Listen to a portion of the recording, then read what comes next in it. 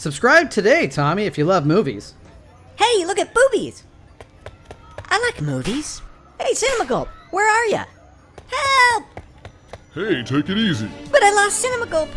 Stay calm. Just go to YouTube to subscribe and hit the bell for all the latest videos. Hey, we're Cinema Gulp and we drink your cinema. Thanks, Joe. Now I can subscribe. And subscribing is half the battle. This is your brain. This is your brain on Cinema Gulp.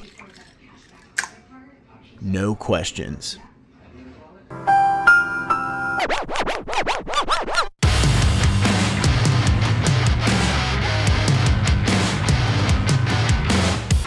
Is this thing up?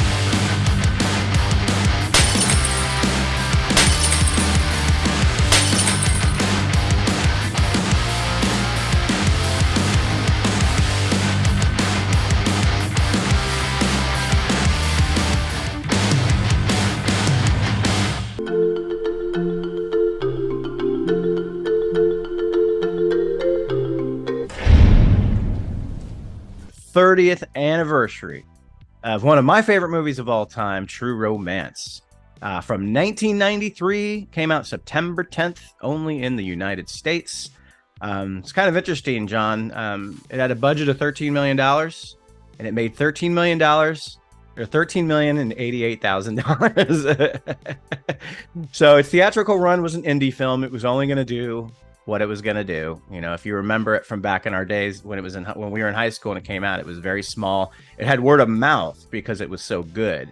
And it was this guy who was just about to do Pulp Fiction. You know, his name was being thrown into it almost as much as Tony Scott, if not more so. But it sucks that Tony Scott's name didn't get this film to a bigger audience, I guess. Like, he already had mega hits with Top Gun and Beverly Hills Cop 2 and even Days of Thunder in terms of box office, like mega kind of box office hits. Yeah. So I wish this one could have seen not the numbers those saw, because it's a very different film. For sure.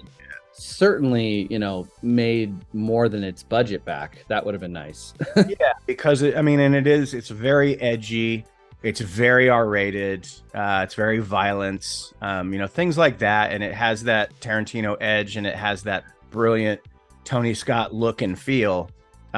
So yeah, I'm kind of with you. I know that it was one that Tarantino sold, and he actually wrote a long time ago, one of his first ones that he wrote.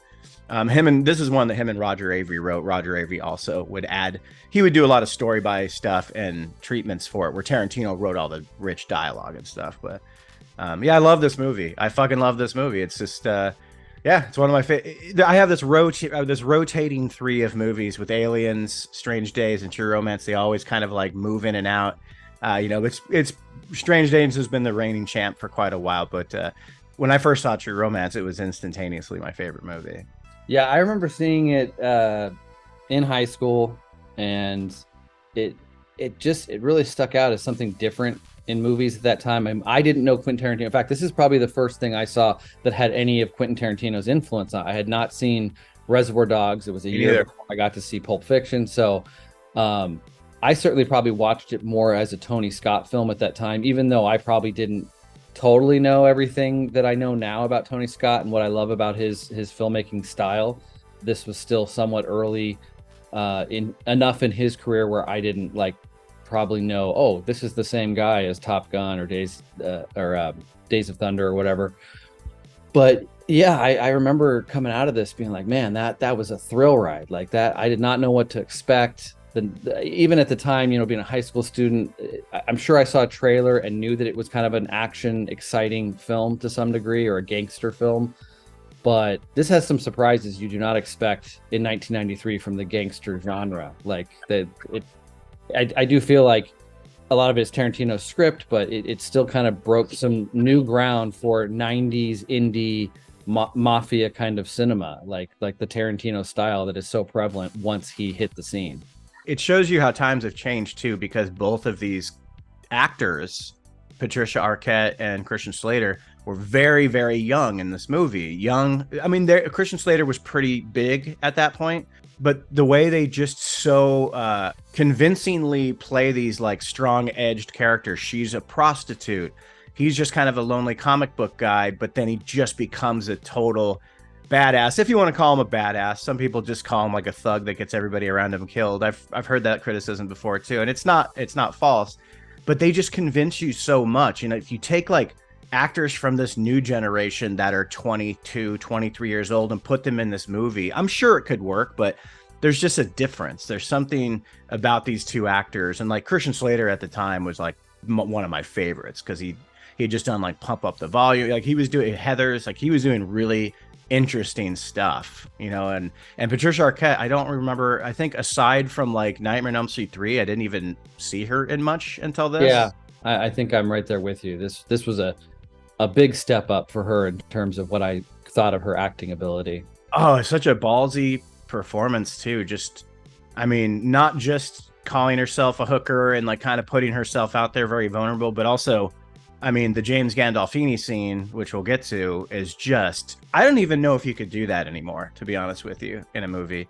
I really don't. Like where you're physically watching closed fist hit the base of a woman's nose, like breaking it pretty much. Like, I don't even know if you could do that. You know, even though this movie didn't make any money, even though $13 million in 1993 for an indie film is nothing to sneeze at all. It's not bad.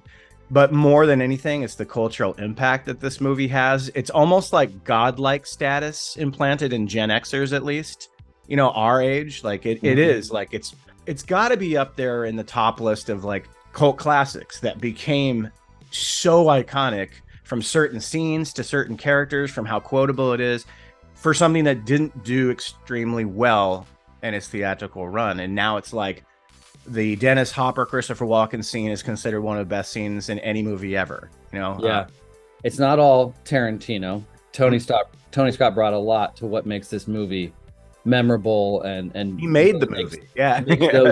Makes those scenes that everyone says are memorable. You know, it's his visual style that brought them to life. Yeah. But it's also that, you know, that Quentin Tarantino voice that wasn't quite understood by the masses yet.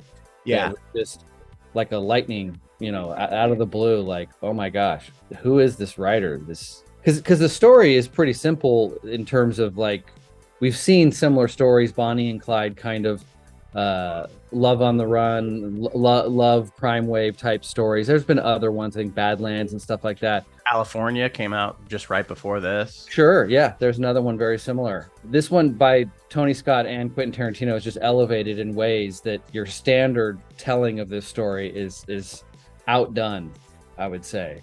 Any one of the roles in this movie could easily have been forgettable, but not a single one is. Every single character that hits this screen is memorable in their own way, in unique ways that even if we've seen that character in a movie before, it's done way different and far more interesting this time around. There's this thing about how Tarantino writes his characters.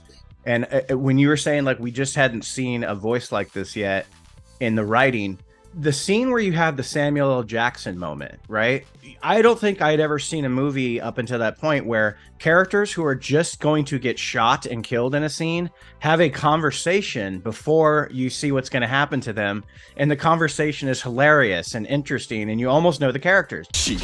Any nigga say he don't eat pussy, lying his ass off. It's those conversation things, which obviously Pulp Fiction is all about, where this one has more of a driving force, a story trying to get from a certain spot to a certain spot. But, and, you know, Tarantino, I think only 2 screenplays he wrote were directed by other people, Oliver Stone and Tony Scott. And he famously hated what happened to Natural Born Killers, so much so that he tried to sue Oliver Stone over it, but because he was reduced down to a story by credit because they rewrote his entire movie. But I say you get paid, sell a screenplay, you get paid, let them do what they're going to do with it. But he's a different kind of guy, you know, and he really loved what Tony Scott did to True Romance. He didn't like the decision ultimately at the end to not have Clarence die. He really wanted that to stay in there because Tony Scott loved Clarence and he loved Alabama, and he wanted them to have a happy ending, so they did change it. But they shot the other ending. I don't think it works. Maybe on the page it does. Having Clarence die, if you've seen that alternate ending, it's so dour, and it just doesn't have for how fun and firecracky the movie is, to end the way it would have ended with her driving by herself saying, well, I'm alone now, and she was still pregnant. It kills the spirit of the movie. I'm not going to give you the satisfaction of feeling bad. I should laugh. Because you don't deserve any better. I could get another guy like that. Quentin Tarantino really respected what Tony Scott did with the material. He said, Quentin, I am not doing it to make it a Hollywood movie. It's not for commercial reasons. It's not for Hollywood reasons. I want to do it because I love these two kids and I want to see them get away. Now, I gotta say, I think Tony's ending is better. Some of the movies that are like this one that came out around the same time. So a little fun fact is Tony Scott wanted Brad Pitt for the lead, for Clarence. And Brad Pitt read the script. And this was kind of funny because this became a thing when Brad Pitt finally showed up in Inglourious Basterds, because he kind of famously said he didn't like the way Tarantino wrote when he read the script. It's on audio commentary on one of the DVD sets where he's like, I didn't understand the script. His major issue is he's like, I don't know. He's like, I don't get it. So there's this guy who's not very likable on the page, and he kills a bunch of people and a pimp. He murders a bunch of people, steals their coke, and then he gets his father killed. And then they never make mention of his father again. He just didn't connect with it at all, you know? I was having early discussions with Tony about playing actually a much bigger role in the film. And to be honest, I really didn't quite get it. All I could see was that this guy on this romp, he gets his dad killed, and then they make no mention of it afterwards. And it bothered me. I just took it too literally. On the page, maybe it just seemed like that, but look at what Christian Slater did with that role. He was super likable, you know. Mm-hmm. But so then later on, when Brad Pitt saw how many people were getting involved in this movie and the cast, he goes, "Dude, give me anything in this." So they're like, "Oh, we'll just give you the little stoner guy," and he obviously made more of that role than it was written at. So.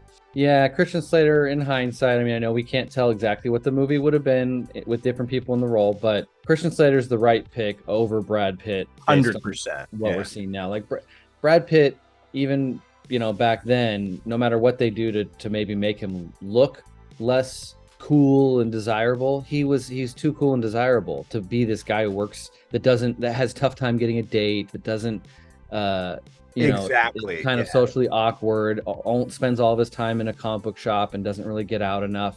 I just don't buy that from Brad Pitt at any point in his career. Christian Slater still pulled it off, even though he's a cool dude. Like, it's kind of hard to believe that he, especially like when the sex scenes come, it's like, yeah, these are two really attractive people. Like, I don't think he would have struggled to get a date if he really tried, but he does present his character as somewhat timid and not, at least with the women, like not really because he's trying to hit on that girl initially, but like he blows it. So you do kind of get that he's not as smooth when he's trying to pick up on a lady, and that would leave him sometimes a lonely guy. That was more believable than Brad Pitt. Brad Pitt can just wink at a girl and it would be over with. Yeah. Christian Slater's a good looking guy, and he's obviously a cool guy, but he can put that like edge and roughness to his character where it's believable. It was completely believable. And it's cool as the movie progresses, he gets cooler and cooler throughout with his personality. His personality almost goes through an entire change by the end, but I mean, it was merited. It makes sense. But he's so confident by the end of the movie, almost too confident. He's so cool, as the title track says. Man, I love that music that Hans Zimmer scored in this. It's so good. See, and that wasn't playing at the alternate ending version. It was I was going to ask, because I love that score so much. I love every moment it's utilized in the movie, used to perfection, and it's an important part of how the film wraps up, leaving you on a certain type of positive feeling with that music behind it. And I was trying to picture when you were saying, oh, there was this monologue of her talking about the fact that Clarence is dead. Like, that wouldn't work if that music was playing behind it, because it's too positive. So they don't use it. Yeah, and that would be a shame. It's a great way to end the film. They stick with the music. And another thing I love about this score is that during the big climactic action scene and the shootout, it's just this kind of sad music that's playing throughout. It's not an action sound. Tragedy. It's like yeah.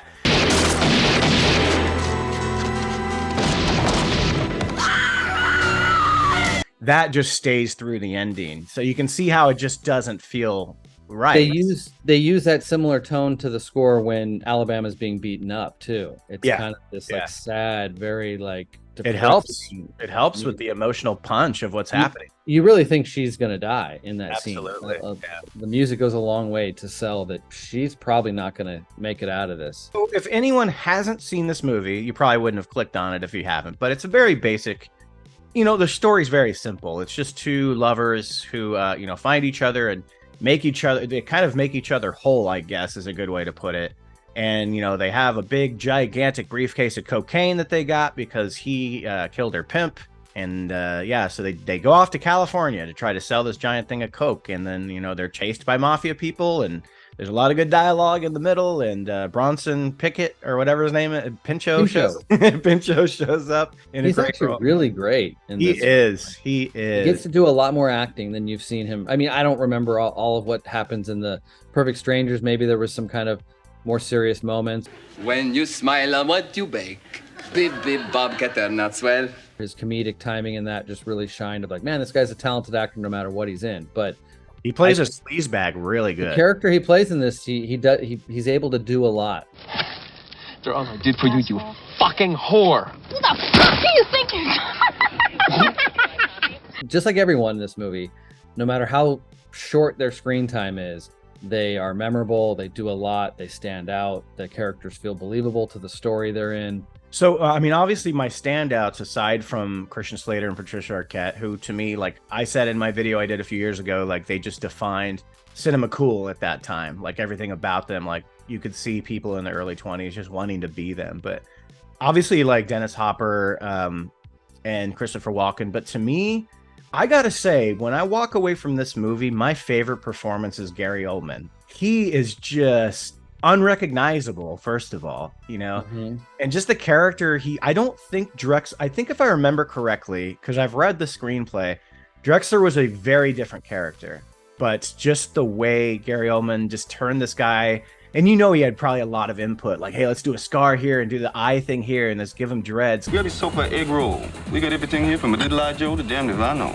Well, I watched a little interview with him, actually. He mentioned a crew member that he had worked with on a previous film that had dreadlocks, and that's where he got the idea. And then like the dead eye, like the lens that he put on was actually one that he wore as Dracula. He just had it, and so like he came up with a lot of the look, the scar. I mean, I don't know if he said give me a scar or the makeup artist or what, but working with some of the same people that helped him create his look for Dracula, he came up with a lot of ideas, like the dreads and like messed up teeth and the dead eye and all that stuff. I would expect nothing less. I love the lighting in that scene is so awesome, but the use of that hanging light all throughout the scene, whether he's like swinging it back towards him or illuminating his own face, man, I know I look pretty, but I ain't as pretty as those titties. Or the way he just switches it or flips it around, and it just adds to the tension. Yeah, the Tony Scott scene, it's so great. I don't totally love the fact that Christian Slater, I mean, it's there's enough behind it in the film to show Christian Slater, it gets on his nerves that this other guy is out there and it's eating at him, that he wants to take care of the situation. But I just kind of feel like any intelligent thinking person would not walk into a room kind of somewhat unprepared. I don't know. There's that whole scenario, the way it goes down, of him wanting to get her bag back and settle a score, I guess, was his intention. Did he was always planning to kill him, or was he really, would he walked out with her stuff and left them behind if they were not going to attack him or whatever? He was planning to murder him. That's why the envelope was empty, like. Yeah, I get that. I kind of struggle when you guys kind of are free. You could have gone your own way without. They could have just left. He wouldn't care. One less hooker, Yeah. But I mean, that's what ignites the story. But I think that's always been everyone's kind of major problem with the script. And again, that was Brad Pitt going like, so he goes into this thing and murders people, and then that gets other innocent people murdered. So, yeah. That's the Tarantino, And you've got, the Elvis character talking him into it. And obviously his connection to these, even before meeting Alabama, he probably has had moments in his life where he was daydreaming of Elvis giving him, moral support or advice. Val So Kilmer. in that scene, it's like he's listening to what his inner monologue, played by Elvis, is telling him. Shoot him in the face. Put him down like a dog. Shoot him in the face. Put him down like a dog. The fact that they really were kind of free to go do their own stuff, they were ready to start this new life together. It's dumb in the sense that like any smart person wouldn't do it, but that's your Tarantino protagonist, he's still a kind of a shitbag, Yeah, it sends us on a great ride. Like, we need that to happen. It's still an awesome scene when he goes in there and takes out the pimp and his henchmen and whatnot. Well, fun fact, his henchman, Paul Bates, who plays Marty, he's in Coming to America, and he does the "She's your queen, she's your queen to be." I love Paul Bates. He was in tons of like sitcoms in the 80s. See, even the people we don't know are somebody we should recognize. This film is just so stacked with everybody. Two of the characters that have maybe, I don't know, a minute each of screen time, Samuel L. Jackson and Brad Pitt, they go on to be pretty much two of the biggest stars on the planet. Made more money than God, have Oscar nominations and Oscar wins between the two of them. Much like a lot of people in the cast. I mean, Patricia Arquette's gone on to win an Oscar as well. Gary Oldman, tons of people have gone on. Sadly, we've lost a few of these, Tony Scott being a huge part of that. But James Gandolfini and who else did we lose? Tom Sizemore. Tom Sizemore, yeah. See, another one, Tom Sizemore, Chris Penn. Yeah. So yeah, the list goes on of just great character actors that showed up in this movie. What's also cool about Samuel L. Jackson, because he became, what's called the Tarantino player, someone that isn't a lot of not everyone, but most of them. He was in this first before Pulp Fiction, so he's done a Tarantino movie that wasn't a Tarantino movie. That's great. And I guess Tom Sizemore is the only guy that's done two Tarantino scripts but never actually been directed by Tarantino, because he's a big character in Natural Born Killers, and then he's a big character in this. No, he's only been in two Tarantino screenplays that. Yeah, you feel like he's part of Tarantino's stable because of those two roles, but yeah, it's technically not. Yeah, it's interesting. Even Michael Rappaport was good in this. He didn't have the meatiest role, and in the alternate ending, he dies. He gets. Does he? Because when you were saying, Clarence is kind of just a guy who gets everyone around him killed, and I was thinking that, I'm like, yeah, his dad, clearly that's a big one, but Alabama survives, Richie survives, Floyd. Most of the people closest to him, other than his father, do survive the movie, but it doesn't mean he doesn't get everybody in a lot of trouble and put their lives at risk. So yeah, when all those cops get killed, Cody, Nikki, but Dick Ritchie dies in the original script, which makes sense. It probably. I like that you get that one shot of him just running down the hallway, escaping, because he just got the part in the movie. It's like you want him to live. How much will this experience inform his role in T.J. Hooker? Fuck, that's if he doesn't get immediately taken in by the police, arrested. Sure, his prints are on something. He's the only one really making it out of there that possibly wants to stay in L.A. with Lee Donowitz dead and Elliot Blitzer dead. There was nobody that really would know who he was. Well, they're all dead in that room. So yeah. Even the cops that were investigating. I do love Sal Rubnik, like you were saying. Characters that just have small parts. One of my favorite lines in the movie is like, "Don't you give me the finger, I'll fucking have you killed. Don't give me the finger, I'll fucking have you killed." And one of the interesting Tarantino verse characters, because he connects to the Jew Bear. He's supposed to be the grandson? Yeah, something like Donnie that. Donowitz? Yeah. Which whatever. I think it's a really cool connection, especially that he ends up being the one that like makes war films or whatever. I like Val Kilmer doing his thing. I don't really understand why they just kind of shield him so much. So I read something about that as well.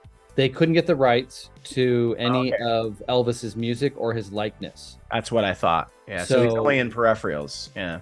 In a creative way to still keep it the Elvis character, they just shot it where you never really see him. But Val Kilmer does a great job, just the essence that he brings to the role.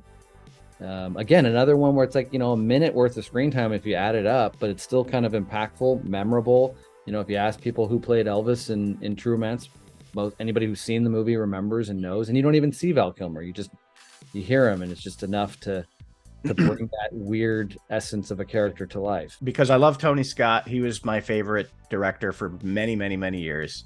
Pretty much the person that made me want to get into film in the first place. I've said this a million times on our show. Everybody wanted to be a pilot when they saw Top Gun. I wanted to be the person that made Top Gun, but you start noticing his aesthetic right off the bat. You don't see it. Remember when we did The Hunger? It's very different. It's stylized because he was coming off of what commercials and music and stuff like that.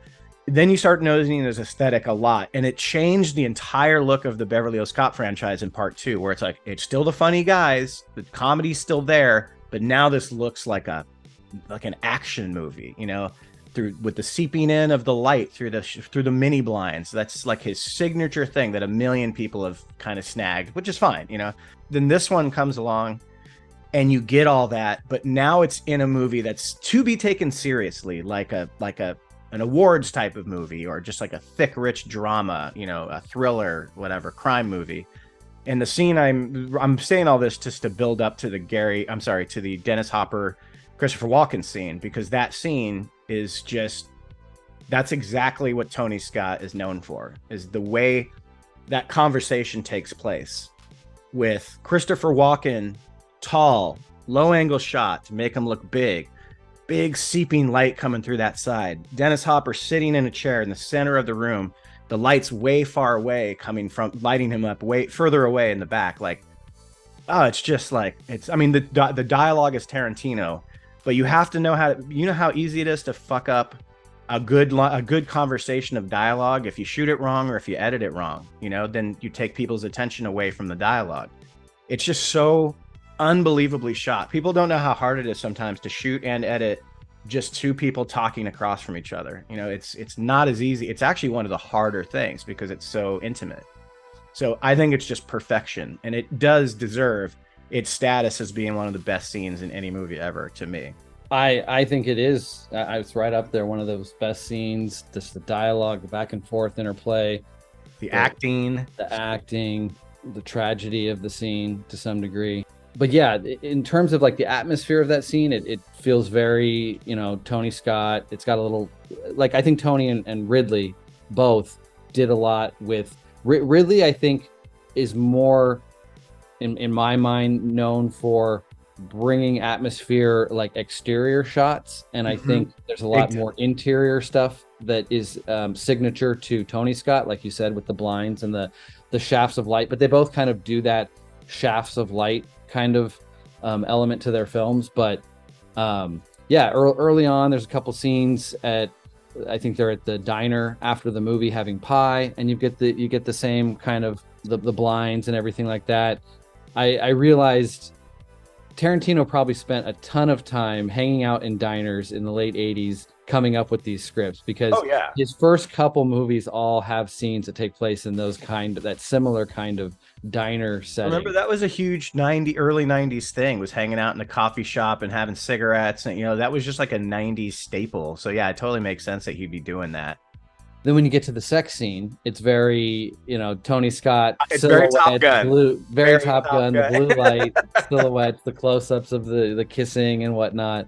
But I almost thought, from the scene you were talking about, the Sicilian scene, the lighting, the down lighting on Dennis Hopper, how bright it is. I think it's Robert Richardson. I think he even shot Hateful Eight, so he's worked with Tarantino on a couple of these later films and stuff. And he's done a lot of Oliver Stone stuff as well, amongst many, many others. In fact, we just watched a film that he did, which was Equalizer, Part 3. He did that one as well. He didn't do that. I thought it had his aesthetic in some of the scenes, and then I looked it up, and it's I forget the name of the person, but it's not him. It's Jeffrey Kimball. Is that somebody that works with Tony Scott on most of his stuff, or a lot of his stuff? He did Top Gun. Yeah. I think he did some others, but I know he did Top Gun. He's bounced around a lot. Yeah, he's done some good shit. all the ones that we're talking about that seem to be kind of memorable and should be going down in history as these scenes that once you see it, you're never going to forget it. It's just, it's done to perfection on every level, whether it's the lighting, the camera work, the acting, the writing, all of that stuff. But there's an intensity to almost all of those scenes, whether it's Drexel scene, the Sicilian scene, the Alabama getting beat up later in the film. That's what makes it such a thrill ride. Like it's a very simple point A to point B kind of telling of the story. They don't go in a lot of different directions. Once they're like on the road, they go see Richie, they start making a deal. The deal kind of happens within a few days. There's not a lot of like subplots or tangents that take us in different directions. For a Tarantino film, you often have a longer runtime with nonlinear storytelling. You get none of that here. It's a pretty short, compact story that's told very linear. Has this intensity that keeps it driving all the way right to the end. From the moment that he makes the decision to go see Drexel. It's not super intense before that. It's kind of intense on a romantic level. It's set up, It's all set up. But once the intensity kicks off with the Drexel scene and the techno music pumping and the lights swinging in the room and just them staring at each other, like who's gonna pull the trigger first? Who's gonna make their first move?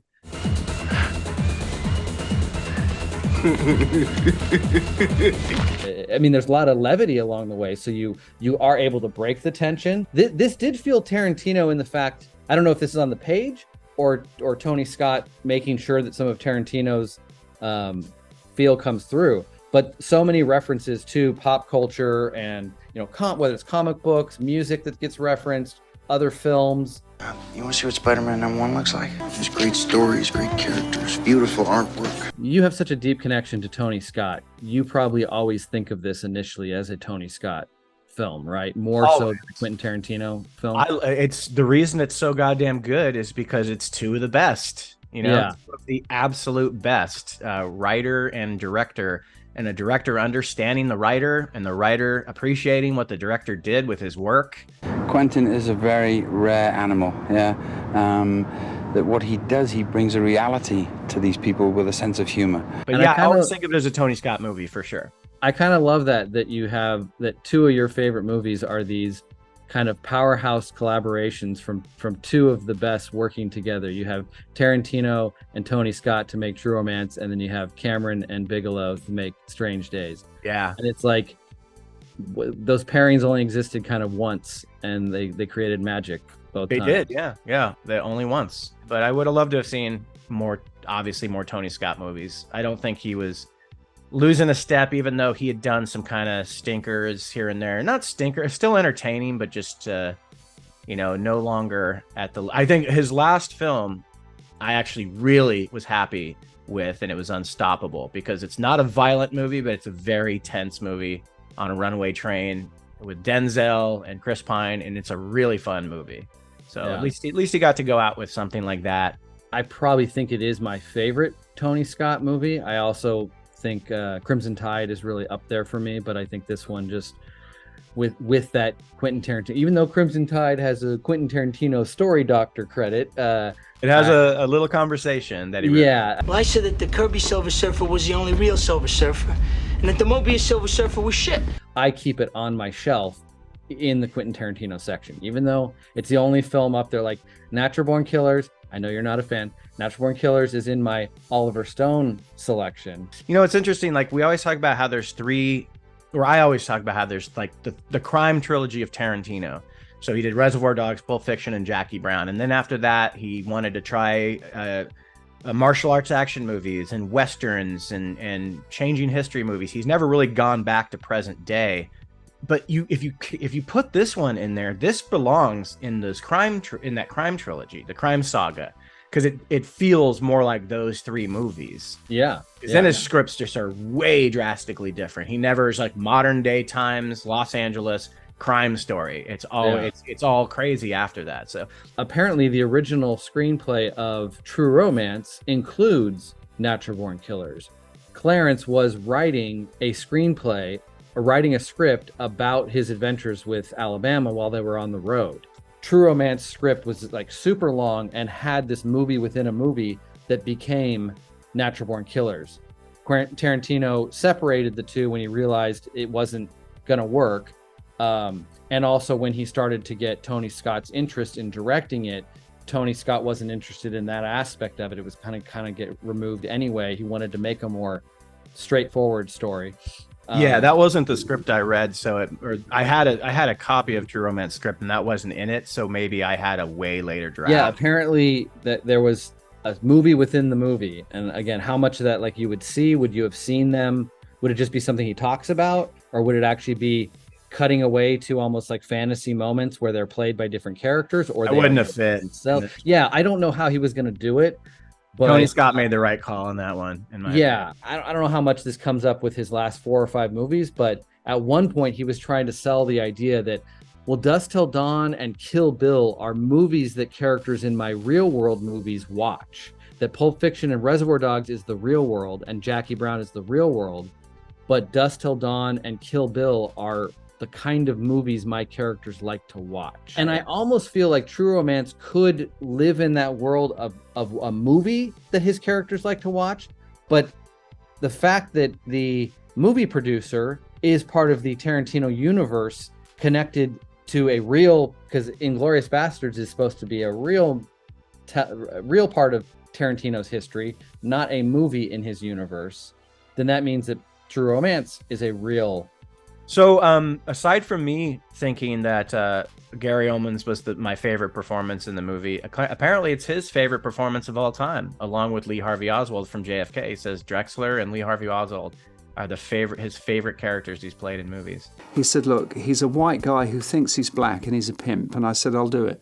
Well, I kind of agree with you. I think I love Clarence and Alabama's characters and the performances, but it's the smaller roles that really are the ones that I remember, that stand out the most. In fact, I have a virtual background here that kind of features probably the 3 characters I would say stand out more, in my opinion. The James Gandolfini scene. Oh, we haven't even really talked about that one yet. Yeah. So brutal. Such a messed up character he is. Just the way he's getting so much enjoyment out of it. Yeah. He's just sitting there. Remember that guy up on the tower that shot all them people? He's just like, I bet you that first one they shot was a bitch of the butt. He's just sitting there like enjoying it. Turn around for me. Okay. No, go the other way. Okay. And that was the first time I remember ever seeing James Gandolfini, I think. And he was so fucking intimidating. So much so that he kind of got typecast in that for a while. Yeah, I mean, he was a bit Tony Scott player as well, especially with like Crimson Tide. He's great in that. I don't know if I had seen him. I might have seen him pop up in something, but this was the first one that made its mark, certainly, and made him memorable. And when he did pop up, even though we didn't know, or personally, I didn't know the name James Gandolfini until The Sopranos. And you finally see that actor's name, and you're like, James Gandolfini? Of course it is. Yes, exactly. Just looks like a James Gandolfini. he had a lot of roles in the 90s where he played the heavy, and he was excellent at it. Yeah. Vincent Concardier, or whatever his name is, Christopher Walken's character, apparently was a bigger part of the script. He was definitely a bigger part of the original cut of the movie because he's in additional scenes. It doesn't add a lot. It just adds his presence as like the person calling the shots, telling his henchmen to go out and do this and do that. But there's some really good scenes because it's Christopher Walken playing that character again. And he's so good in that scene. And it's unfortunate you don't get to see him again in the movie do something similar, but that scene's enough. We're talking about a guy that was in one scene in a movie, and it's one of the most memorable scenes in any movie. That's crazy. What do you think of the use of music? Because Quentin Tarantino has a certain way that he does his needle drops, and the era of music with the imagery on screen and how there's kind of a juxtaposition sometimes there. This is done differently. There's a lot more kind of modern, current music to the time that the film is taking place in, but there's still some really fun, really great uses of music all throughout the movie. Yeah, I thought the Big Bopper the Big Bopper phone booth sex scene was probably the most Tarantino-like. I think like the use of Aerosmith when they pull up to the hotel was very Tony Scott. try to make it feel more, fun, young action, this, that. I always like I really like Tony Scott's use of score in his movies. It varies from movie to movie with how he uses soundtrack, but I've always been a fan, with the exception of something like, in retrospect, you look at Top Gun and it almost plays like a fucking music video. It's one of the ones that stood out to me as very un-Tarantino-like. Yeah. But it totally works with a more of a Tony Scott aesthetic when it comes to soundtrack selection. Because Tony Scott does do that a lot. He has a lot of sensual moments with like music playing, not just score. I agree with you. This is probably Tony Scott's best film. Probably my favorite of his, although I really do like a lot of his movies. But Crimson Tide is really up there for me. I love the tension of that story. Tony Scott's movies, many of them, create this feeling where I just feel like it's summer, even if the story does not take place in summer. Crimson Tide is a perfect example of that. It takes place underwater. Who knows what freaking time period it is? The only time you see this, only time you see outside, it's pouring rain. It's pouring rain. So I think it's actually in the fall or winter. But the way that he has everyone dripping in sweat in so many of his movies, and that the atmosphere inside, whether it's Top Gun or Days of Thunder or even Beverly Hills Cop, his orange color palette, all of those things play into why I feel like when I sit down to watch specifically Top Gun, Beverly Hills Cop, and Days of Thunder and Crimson Tide, those four are kind of the ones that really to me stand out as like feeling like summer movies to me, even if they don't take place. This one is one that clearly for the first half of the movie is taking place in a cold environment, and you don't have that same, I don't think as much of his orange color palette comes through in this film specifically that it does in many of his others. I don't know your take on that, if you think it's a little bit lacking in his color palette. I'm agreeing with you so far with what you're saying, because it's got the mini blinds and the light, but it's the blue side of it, which he's doing for. But I love how you just put like the first half is blue and cold, and then it's more his color palette. Then they get to sunny California and you get a bit more of that, but they still right in on the money. first half, when it's cold, I still get a bit of a summer vibe because of the Hans Zimmer score has that kind of island kettle drum sound to it that creates like this Caribbean, sitting on a beach vibe. Even though they're driving through slushy snow in Detroit, when you hear that music, you can still kind of get that vibe. I think that the second half kind of does feel like summer. I mean, they go to an amusement park and ride roller coasters. There's a lot of shots along Pacific Coast Highway that you see with the beach in the background and the sun. So it does have that. But yeah, I love the Hans Zimmer kettle drum score in the first half better because it contrasts it so hard.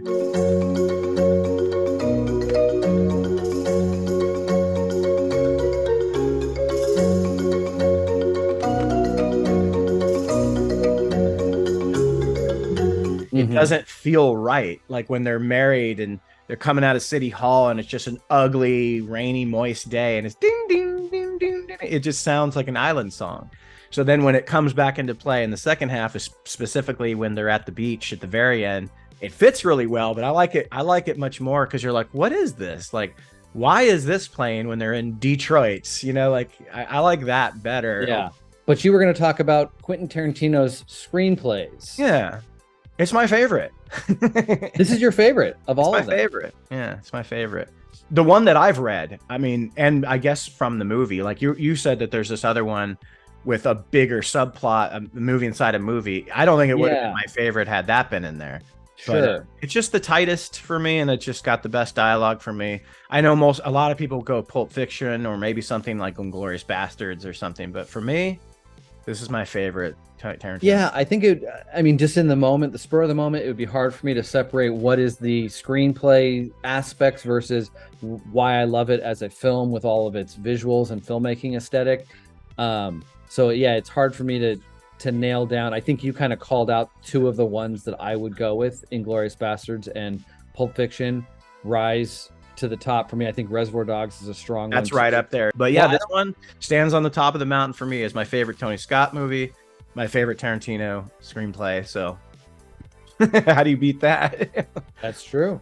It's a true classic. It's a shame it didn't get all the love when it first came out, but Tarantino's follow-up film Pulp Fiction, I think, got a lot of people to revisit it and realize, oh wow, this is in that whole Tarantino universe. It's up there with the greats that Tarantino has put out. So. And sometimes, what's better, especially in the early 90s with that renaissance of all this new style of filmmaking was coming out. Indie films were at this huge height. What's almost better than just making a little bit of profit at the box office is becoming household names. And he hadn't done Pulp Fiction yet, but people were talking about him because of Pulp Fiction. Who is this kid that wrote this screenplay? Just as much as they were talking about the movie being cool, I remember his name. I remember people in high school talking about him. So when Pulp Fiction came out, they're like, it's the guy that wrote True Romance. Because I didn't see Reservoir Dogs till probably like 2 years after I saw Pulp Fiction. Mm-hmm. But yeah, so I think that's almost just as satisfying and beneficial as just like word of mouth. If it didn't translate to box office, it's probably because it wasn't playing in that many theaters. It was a smaller movie. And we look at our brains are so trained differently these days to go like, oh, it made its budget. What a fucking flop. Because what about marketing? Mm-hmm. Movies back then, like a lot of studios just made movies to keep productivity moving. It wasn't always like, oh, this is the biggest risk. Like every Marvel movie is like this huge risk where if you don't make $1 billion, it's considered a failure. Like I don't think True Romance was a failure at the box office. It probably made more money than it was expected to make. It's one of those movies that keeps the cycle, keeps the machine moving. Like, like Capitol Records will have something like Sonic Youth on their label. They're going to give them $500,000 to produce an album. They know it's not going to make money, but they like having them on their label, So it's like street cred, Well, also back in the 90s, they had a very strict release schedule. Hollywood saw the calendar a certain way and said, if you come out during this period, you're a movie we expect to make money. Yep. If we dump you out in September, the second week of September, we don't expect much of you. And no, they dumped this. This was September has taken on a new thing nowadays where it is kind of the research. There is box office to be made in September, but not back then. I think the whole calendar has shifted to where any month you can release a movie. There have been mega hits in every month of the calendar at this point. But back in '93, I mean, you'd probably be very hard pressed to find something that was a major box office success that was released in September, unless it was something that was like an Oscar player that just went on to become a big hit. But you didn't see like a popcorn film being released in September with big expectations. Or you saw a movie that was intended to be a popcorn movie, but tested really poorly and the studio hated it. So they dumped it out in September and they were proven right. It was a piece of crap and no one saw it. Yeah.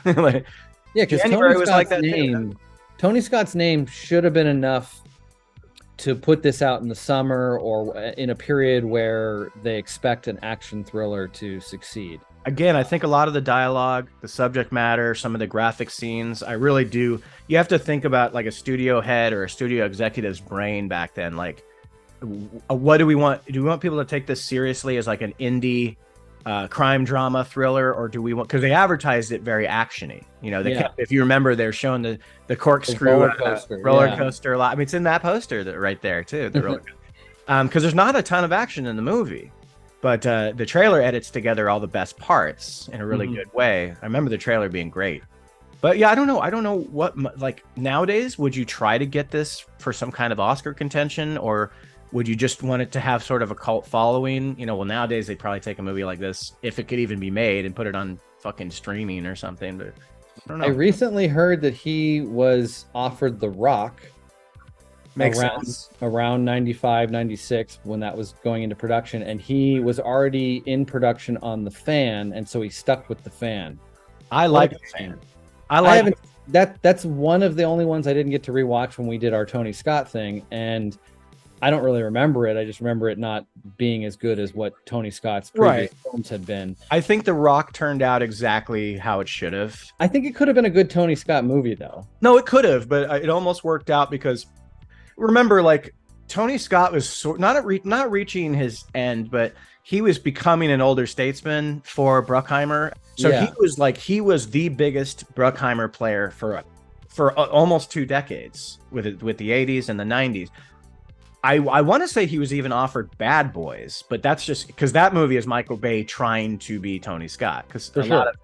And it's interesting how they really advertised Armageddon and Michael Bay that summer, and then the following fall they put out Enemy of the State, which was a smaller movie but a great movie. I really like Enemy of the State. That was when they were kind of like Tony Scott kind of trickle out of the Bruckheimer stuff. He still did them in the 2000s, like Domino, Deja Vu, but those are kind of weaker, and you can tell they were kind of pushing those off or whatever to Tony Scott. Hey, maybe you can make something cool with it. Obviously, Man on Fire was his best movie in the early. Is that a Bruckheimer as well? I think it is. Yeah, I think it is. Yeah. But yeah, that's interesting. He was such a huge Bruckheimer guy, and then they brought in someone like Michael Bay, who's a shell of Tony Scott, but he kind of became the guy, you know, like for, yeah, he's terrible. Terrible. We haven't done this in a while, but for me, out of 10 gulps, this is an 11. Put it up to 11, exactly. 30 years, John. 30 years. It's been one of my favorite movies of all time, and it will always be, but 30 years old. I should probably say 10, but I feel like there's just a couple little things about it that like the decision making by Clarence to go to the pimp and things like that. There's just a couple things where I'm going to go with a 9.5 or 9.75. Well, we can't all be right all the time, John. Yeah. We hope you enjoyed us kind of shooting the shit, giving you maybe some info you didn't know about the movie process with this one, and how much we love the writing and the directing, and God rest Tony Scott forever. His movies live on in my brain forever, the way I grew up watching them, and this is his best one. And yeah, John, do you have any closing things to say about True Romance? Just want to wish you and one of your favorite movies a very happy birthday week. Hope the two of you go out to a bar and have a good time together. You and Drexel go. I'll be sitting next to this guy at the bar. Thank you very much for joining us for Ben's birthday celebration and 30th anniversary of True Romance, a film that has just grown to be loved by the masses over the years and will always be remembered for being a great jumping off point for Tarantino's career. I know he had one film before this, but this one I think even more people saw in that time period, and it wasn't until Pulp Fiction that everyone in the world became familiar with him. But yeah, this was one of those early works that will always be loved by Tarantino fans and Tony Scott fans.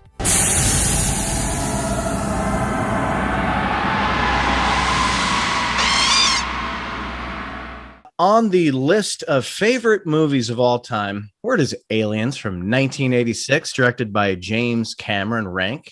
The top of the mountain, the pinnacle of everything there is cinema. This is the greatest achievement ever put to celluloid. No film has ever surpassed Aliens. And I wish, well, I don't wish because I love Aliens so much. I don't want any film to really beat it. But every new movie I watch with the eyes to hope maybe this will be the one that lives up to be better than Aliens, or at least in the same ballpark. You want movies to strive to be as good as Aliens. Yes. And I agree with you. The dedication that James Cameron had making this movie, like just the way, the details in this movie, the way it builds on the first movie and lives up to be a better film, in my opinion. I mean, obviously, I'm a big fan of Alien as well, but Aliens is the better film between the two, in my opinion. I have no trouble saying that. I know some people struggle with how they feel on that. I did see Aliens first, being a young 10-year-old. I think I was actually 11 at the time. It took me to home video before I got to see it. I did not get to see it in the theater because I was only 11, and that wasn't really the kind of film my mom was taking me to see. But I finally got a chance to see it over at our dear old pal Tony's house, which, you know, he was a little bit older than us, or a little bit older than me at the time. So he was always able to see these kind of films before I did. And he would actually share, you know, things about R-rated movies that I wasn't able to see. And I was like hanging on the edge of my seat to hear every detail he could share with me about this movie specifically. And I remember being in a Noggles and him explaining the movie to me. And when he got to the stuff about the Queen and Bishop being ripped in half, I mean, I was just like salivating to hear more about this movie. And it just sounded so cool. It sounded like the best thing ever. And he was really high on it because he had got to see it in the theater. So it took months before it was on video and he could share it with me at that point. And, you know, never looked back. It was just such an amazing movie. nothing has ever been able to come close to. Only other James Cameron films have come close to supplanting it at the top of the mountain.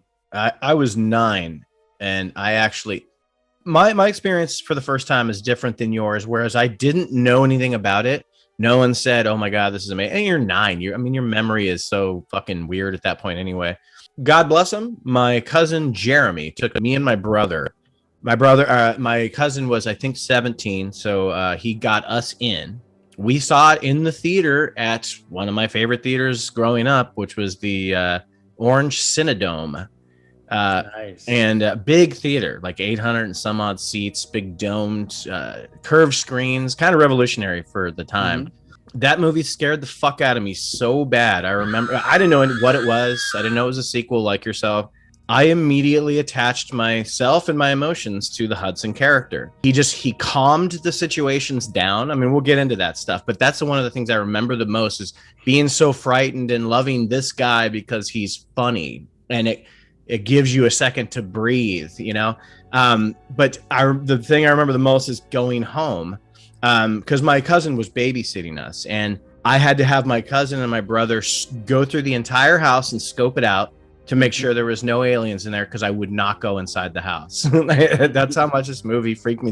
When people say it's not a horror movie, it's an action movie, I laugh. I go, are you nuts? It's way scarier than the first movie. Yeah, I have to agree. I'm always a little bit annoyed at everyone saying that this is the action movie version of Aliens. And it is, but you know, it's still scary as a motherfucker. It is, but there is no action for an hour. Like, yeah, that's like a sin in an action movie. That's a sin. So I don't know. I think it's just an all around perfect movie. Yes, it has action in it, but I look at it just as a sci-fi movie. A sci-fi. Isn't that so great? He really does. I don't want to say pay homage, because that's not the right term, but he respects the first movie so much. He knows he wants to make something completely different, but he respects it so much that tonally, both of the movies, the first hour is slow and it's intelligent and it's regular people with good dialogue, because he wants you to care about what happens to the people. And Aliens, when I was a kid and I saw it, I remember just being wall to wall nonstop action. And when you get a little bit older and you start rewatching it, you're like, oh wow, there's really like no action for a very long time, because it's investigating things, it's creating the story, it's creating the characters, and it's building things up. I think he did that on purpose. You know, a director like James Cameron could have jumped into action sooner, but he wanted to be more like the first movie, where takes its time, you know? I mean, at least that's my theory. I don't know. No, I agree with that completely. I think that's one of the things that he did so well, was capturing that same tone that the first movie has, and the buildup of the tension, and you know how the tension builds and releases throughout the first film.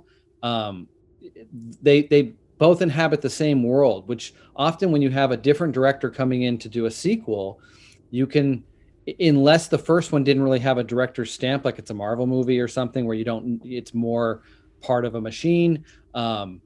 It's rare that a different director can come in and make a sequel that still feels so tonally the same as the previous film.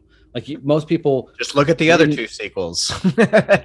Well, that's what hurts. They don't feel like they inhabit the same world to me at all. No. I mean, I do give the third film credit for staying serious and having the serious tone that the first two has. Yeah. But the story lacks, and that's the problem. He just builds on the world that the world in the first film left us with so many mysteries, and the second film builds on that first film, but doesn't ruin any of the mystery of the first film. In fact, it creates there's new facets of the alien world that you learn, like their life cycle, which to me was always one of the most interesting things about just coming out of Alien. Like even without having seen Alien, because I don't think I saw Alien till a year or two after Aliens. It was definitely after, and I'd already seen Aliens a number of times to really take it in and fall in love with it as the story and the creature and everything that you learn about in that film. Yeah. But the creepiness of the life cycle of going inside of a human and gestating and coming out of a human, like that sticks with you at any age. The stuff about the queen, it takes it in a different direction, but still is just like, you never lose how creepy their life cycle is, but you learn so much more about them as a creature in the second film. Yeah. But then the mystery that we all still wanted from the first film still remained, which was like, where did they come from? And what was this space jockey? And you had to wait till Ridley Scott ruined that many years later and just made a muddled story out of that cool mystery that was still there with the first two films. That's why together they're so wonderful that they didn't ruin anything, that neither film, fucked with the mythology of the other film in a way that ruined anything. And it wasn't until later sequels that they just started piling new shit on that was ruining what came before.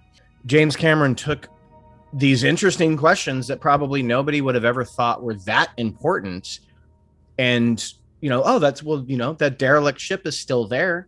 There's more stories to tell. All we got was this little piece. Like that, to me, that's just like genius, because it's not like the studio was like, let's make a sequel. This was a guy who saw the movie and was like, I want to write something.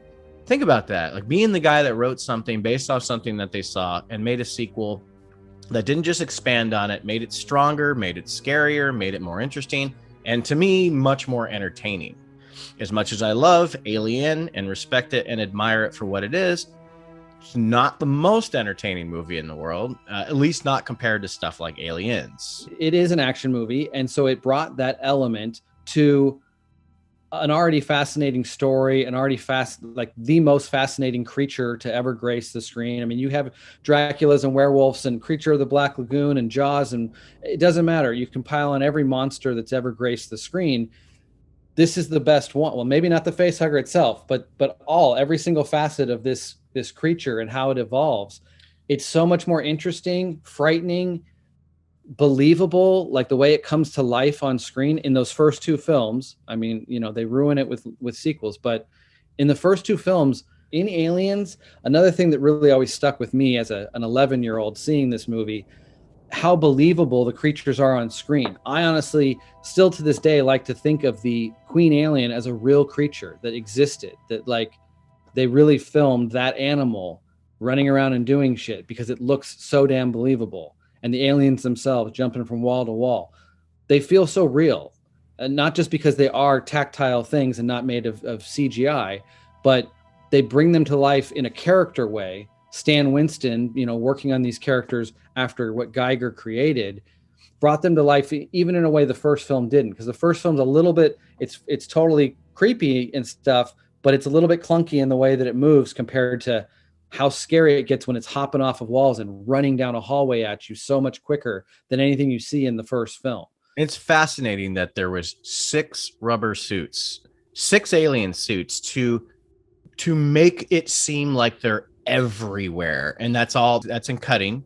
But it's also in like a director whose vision is so far beyond when you're standing on set, like trying to explain to them like, hey, yes, there's 6 guys here, but these things are fucking everywhere. What's your favorite design out of Facehugger, Chestburster? I think they call him Alien Warrior. Warrior, yeah. And then you have Sentry. the runner ones, which were like from like part 3, that are just kind of, and then early CGI. And then Queen, because I think that's all of them, right? Yeah, I mean the Queen is probably, well, the classic Alien is the Warrior. Mama!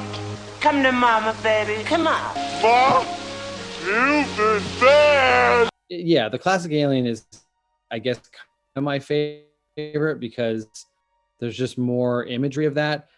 It seems scarier because like the Queen you wouldn't think the Queen could sneak up on you, but the classic Alien can be hiding in that tiny little alcove that you didn't see. It can be like, we haven't seen what a Queen looks like meshed into the wall and not knowing it's there standing behind you. Yeah. Now, if I see some of that where they pull that off, maybe the Queen will feel like it deserves the spot. But the scariest thing about the Queen is the tail, for sure, because it utilizes that fucking tail where the other ones don't, Well, the intro to the Queen, when you walk into its hive the first time, and how big the headpiece is, it just looks so much.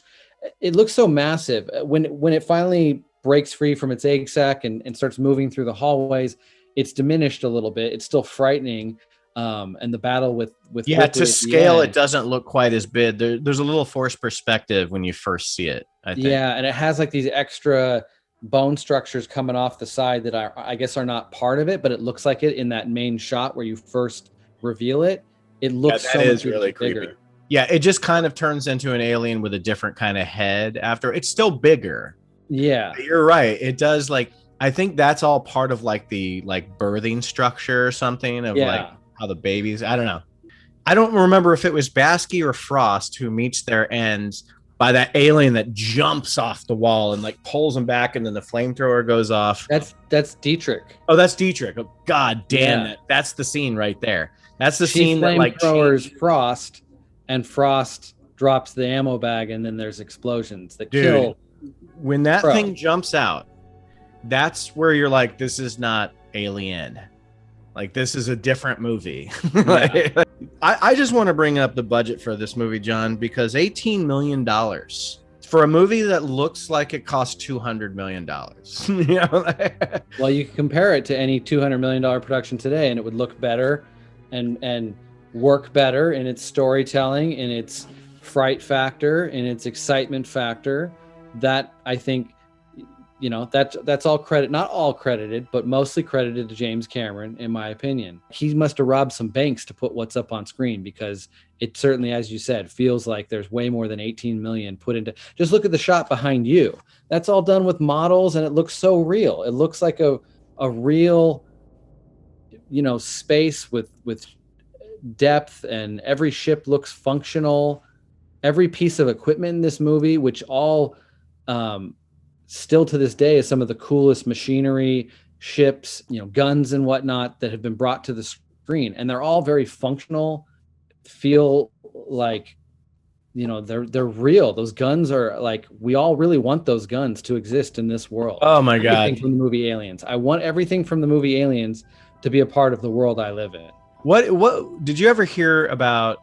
What was the deal behind the Sulaco physically being shaped as a pulse rifle? Because when you see the Sulaco, the exterior of it, it even has a fucking handle. It even has like a, you know, like a trigger pretty much. It looks exactly like a pulse rifle. Yeah, I think, and that's just the badass nature of how Cameron wanted to introduce the Marines, and that it's not a freighter with a bunch of pussies on it. You know, it's like it's a bad ship, looks like a gun, you know? Yeah, I always thought it definitely looked more military than the Nostromo. Which was not a military ship. Yeah. The way it's introduced, when you're seeing like the front of it moving across the face of the planet and stuff, it has kind of a battleship. I don't know exactly which naval ship I should say it looks the most like, but it has kind of a naval ship feeling to it, which made it feel militarized. But anyway, this movie went on to do $85 million in the US, which doesn't sound like a lot these days, but it's more than quadruple its budget, which means it was a success. 120 million worldwide, which is kind of shocking considering it was filmed in London. I figured maybe they would go see it, but maybe they didn't give a shit. I don't know. But pretty big success for R-rated movie in 1986, I would think. And it didn't get Sigourney an Oscar nomination. She got an Oscar nomination, one of the first for a film of this kind, you know, science fiction or action, whatever you want to label it as. Apparently, because it's not a drama with a bunch of sappy bullshit. Who'd she lose out to? Do you know? Oh, she lost out to Marlee Matlin for the deaf actress. I forget what movie. But a movie that no one has ever heard of again. Yeah, honestly, like in hindsight, I guarantee most people would pick Sigourney's performance. Nowadays, yeah. It's so believable in a scenario that is, you know, so impossible for anyone to ever really find themselves in. And this whole movie is so believable. That's what it is. It's the tone of this movie and how believable everything feels, from the acting to the, you know, the creatures on screen. Every image feels real. Like every environment feels lived in. Yeah. I mean, even Ripley's apartment on the space station or whatever, like, it just feels, there's things in the corners, and there's used soap bars in the bathroom. Like, so lived in. And there's a half-eaten donut on the the half-eaten donut. That donut would be pretty. Well, I guess it was being soaked in water because of the dripping was coming down. But I'm like, that donut should have been pretty moldy. But okay, so this movie starts out with a brilliant title scene. I love it. It's scary. It's got that Horner, just that vibe to some of the spookier stuff that he does. And then we see, I always forget the name of this ship, but it has a name. The Narcissus. The Narcissus. Yeah. See, John knows. So this movie starts out and it's the aftermath of Alien, but we don't know anything else yet. I feel like it used to be a trope that a lot of sequels felt like they had to begin right where the last film left off. A lot of movies nowadays put some time in between their films and develop the story that happened in between, but it seemed almost like a trope back in the day of like, start right where the last one left off. And this one pretty much does. I mean, yes, 57 years have passed, but for our main character, it's like no time has passed. So it's pretty much right where that story left off, which is really cool. Like you don't feel like you've missed anything. Then you realize you have, that 57 years have passed, and it kind of blows your mind. You like if you're watching these movies back to back and you hear that information for the first time that she hears, she doesn't look any older. You just watched the first movie and now you're watching the second one and you're ready to see what's going to happen next for her. And you hear that amount of years that Burke tells her. And then it instantly goes into her reaction, which is all taking place in a dream. You think that she's just like having this bad reaction to it and trying to process that information. But then you start getting the chest burster, pushing its way through and her freaking out, the cat hissing. The tension in that opening scene is the only thing we get for a while, and it sustains you. Like you are already on the edge of your seat in the first 5 minutes because of that little dream sequence, and that sustains you until an hour into the movie before anything else happens. Well, the fact that you do find out that information in a dream, which you find out is a dream, I remember thinking, well, is it really 57 years or was that just part of the dream? Because without the cut scenes that are in the director's cut, they don't address that again. I mean, they address that she used to be a flight officer and like now she's forgotten or whatever in the system. But the scene with the daughter stuff really hammers home the point that it was 57 years. Because when you get that exposition and then you find out she's dreaming, a little bit of you is like, well, wait a minute, is that real? Or is she reliving something she already knew? No, it was for the audience to learn that, but then it was within a dream. That's the biggest loss, in my opinion, from the cut scenes.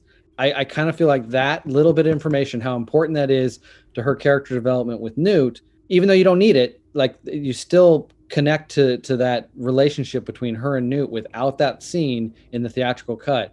But I wish that's the one scene I wish was part of the theatrical cut that's part of the special edition.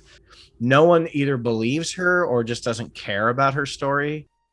Would you really care, though, if you're a company like Weyland-Yutani and 57 years ago a shipment blew up? It's like, I don't know. Well, I think they don't forget about lost money. My bitch better have my money. So then they bring in Burke to sort of like butter her up, right? And who better than Paul Reiser, who doesn't get enough credit for this movie, dude? No, he sells every scene he needs to. When, like you said in the beginning, being able to butter her up and kind of be the only friend that she has in this new environment. Somebody who believes her story, obviously believes it enough to fucking kill everybody, get every character of this movie essentially killed because of his stupidity on having them check out the ship. But well, that's the thing. You really like him at first, and if you know I had already known Paul Reiser from like Beverly Hills Cop and a couple of other things. And you're like, what a likable actor to get to play this sniveling weasel, And he sells those parts so good, especially the part where he's like, you had your chance, Gorman. And he seems like he's so on Ripley's side. Yeah. It's kind of like devastating to find out what he's up to because he's such a team player to an extent, not like physically, but his performance deserves a lot of credit, as you pointed out. And you know how I talked about like the scene where the alien jumps out of the wall and goes after Basky? Was it Basky? Is that what we said? No. Yeah. I'm sorry. Dietrich. Sorry. I said that's the scene where you know this is an alien, this is aliens. There's also a scene before that that's more subtle, and that's the introduction of the Colonial Marines when we see the Sulaco. But when those things open and it's the Marines, right there, you kind of already know, wow, this is a different crew. This is a vastly different crew, and it's shot and edited very different too. Everybody's introduction, what little moments they get to do in all of those intro scenes, whether it's Apone putting a cigar in his mouth Immediately.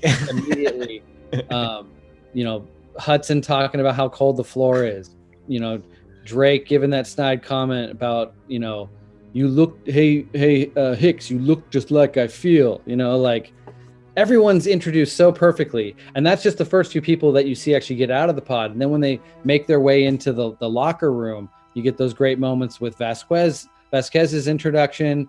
You ever been mistaken for a man? Really, everyone just gets like gets a line to establish almost every single character. We were talking about, like, he takes his first hour just the way Alien did. And this is why, because it's so rewarding. Like, when they get their ass kicked in that first scene, it like means something already, you know? Because, oh, wow, it's like they're marrying craning all these characters that like I thought were going to be in more of it, you know? And there were so many more characters in this one too. That's a big difference. And it's harder to juggle that kind of stuff with a way bigger cast. But that's what I think they do a great job, is with that big cast, with this whole collection of Marines that could all kind of blend in and be like the same machismo guy. They all stand out in their own way. There's only two that don't really get the opportunity. And yeah, you know, and think about how many memorable characters were created out of that giant cast. So many memorable characters, and who never felt shortchanged. I mean, a lot of them, you know. Oh my God, the submersive nature of the dropship. When I was a kid, you know, when you're a kid, the movie theater screen seems 50 times bigger than it does when you're an adult. It almost feels like you're on a roller coaster ride. And this scene, the way it was shot, with all that different depth of field of how like it opens and you see.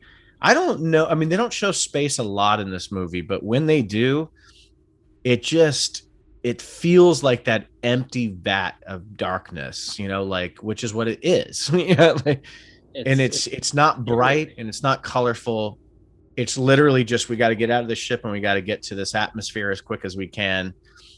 And just everything from the close-up shots of the people to the sound design and the way the ship drops out. And you see how scared everyone is and how Hudson's trying to be tough, you know, like that scene just blew my fucking mind when I was a kid. Just blew it away. I loved it. And that's another great one for character introduction. Like, we get to kind of learn a few more people's faces as they're going around. They're checking the people's monitors. Yeah. Drake's panning his camera, you know, because it's, you know, smacks it. Yeah. Smacks it. Does it look wonky when the drop ship is kind of like touching down an LV-426? I love the way it looks. Greatest. That exactly right. It's a model composited in an environment. It looks perfect. I mean, and it looks exactly how I remember seeing it when I was young, and no nitpicky about it. It's creepy, and it shows you this area that, like, I guess was built, you know, between the first and second movie, and it's just this dark, rich, spooky environment, you know, like, who would build something like that? It's terrifying. Even if aliens didn't fucking, like, there's something about Hadley's Hope that's just the tank have a name, you would know. The APC. Yeah, the APC, sorry. That thing is badass visually. Unfortunately, it doesn't do much, you know, like, I mean, it does, but it doesn't get to, I think it does just enough. Like, I wish it just used its cool guns though, you know, but I get why. But seeing how the gun comes, the turret moves off the back, so it can get through it, it's so cool. But like all that stuff, like the Marines getting out, getting in their formation, and now you're like, okay, these guys aren't just goofballs. When it gets down to business, they know what they're doing. They're in sync. You know, finding all the test what do you call this? The test tanks or whatever with all the face huggers in them. How cool is that? Because that's the first thing you see in this movie, aliens, since the first movie.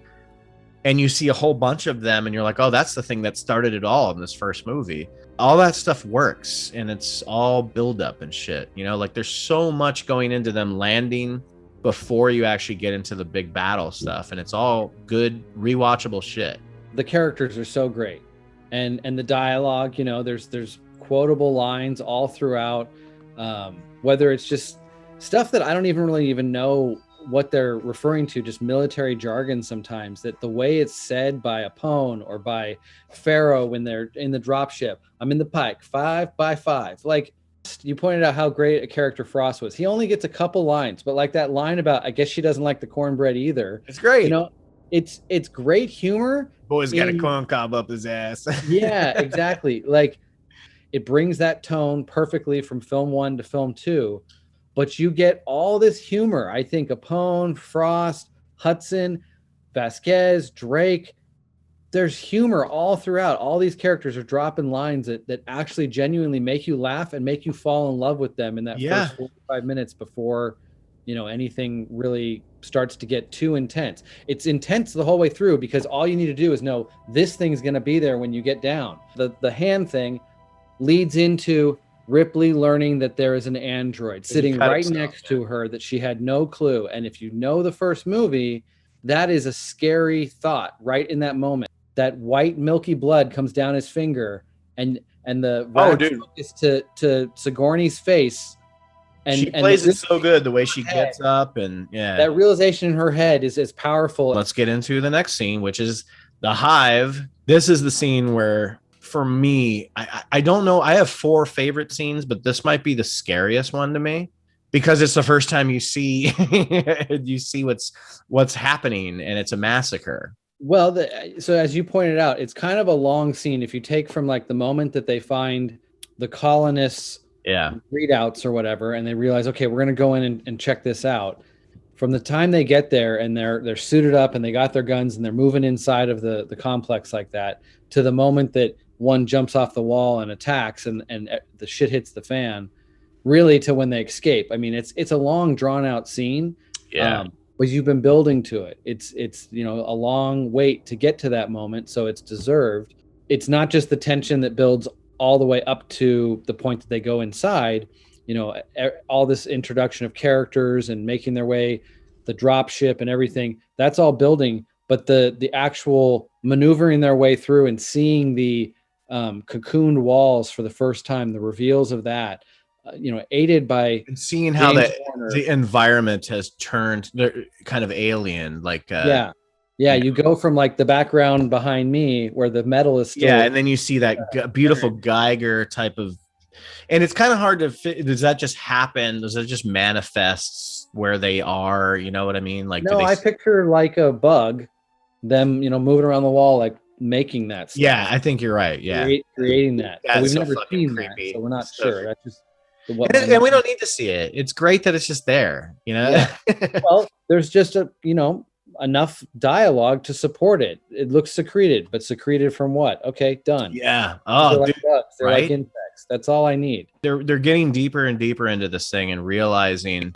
that they're not safe. They were told they had to put their weapons away, and that essentially got most of them killed. But I think they probably could have used their weapons in there. I mean, maybe that's the way we're supposed to see it. Well, because then when Vasquez and Drake do, the place still doesn't blow up, you know. So they were wrong. They could have used them. But that's so great about Gorman. I love Gorman's character. I love Gorman too. His acting in those scenes where he's not sure of himself, but trying to show that he should be in command of these people. He owns it so well. And then later in the film, when people need to be or in that scene when he's getting nervous and losing control of the situation and trying to still control Ripley when he has no clue what to even do. Gorman and Ripley like have this fight basically because she's going to save them, and he would rather crash the APC than go in and save these people, which later we know that ultimately he has a great character arc and realizes that and changes that and tries to do something to correct that. But that is that's a really nerve-wracked officer right there who would rather crash that thing than go in and save the team is getting massacred. Instead of just having a confident leader, you know, you have Apone who's a confident leader, boots on the ground type of leader who gets taken out quickly. If Gorman was a confident leader as well, I don't know, the there's so many interesting dynamics throughout the film, whether it's his dynamic with the rest of the soldiers, his dynamic with Burke, his dynamic with Ripley.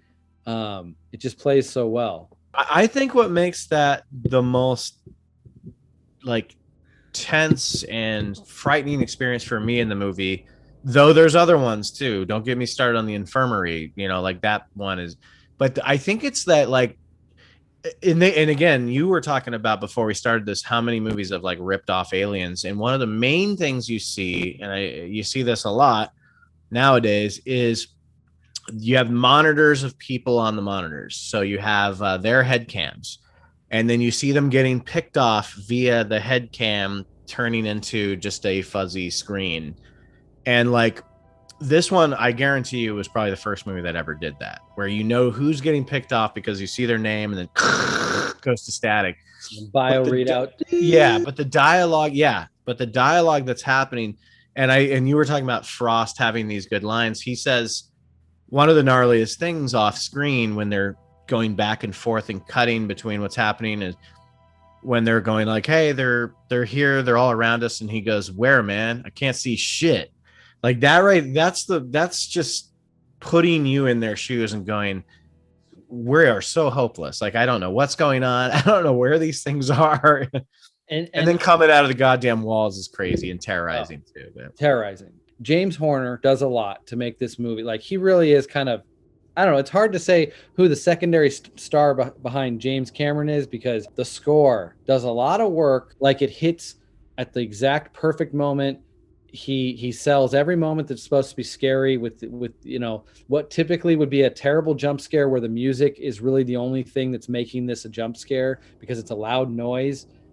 The marriage of image and score all throughout this movie, especially in the moments that are supposed to make you jump, are perfection. It comes back to what you were talking about, the way it's edited.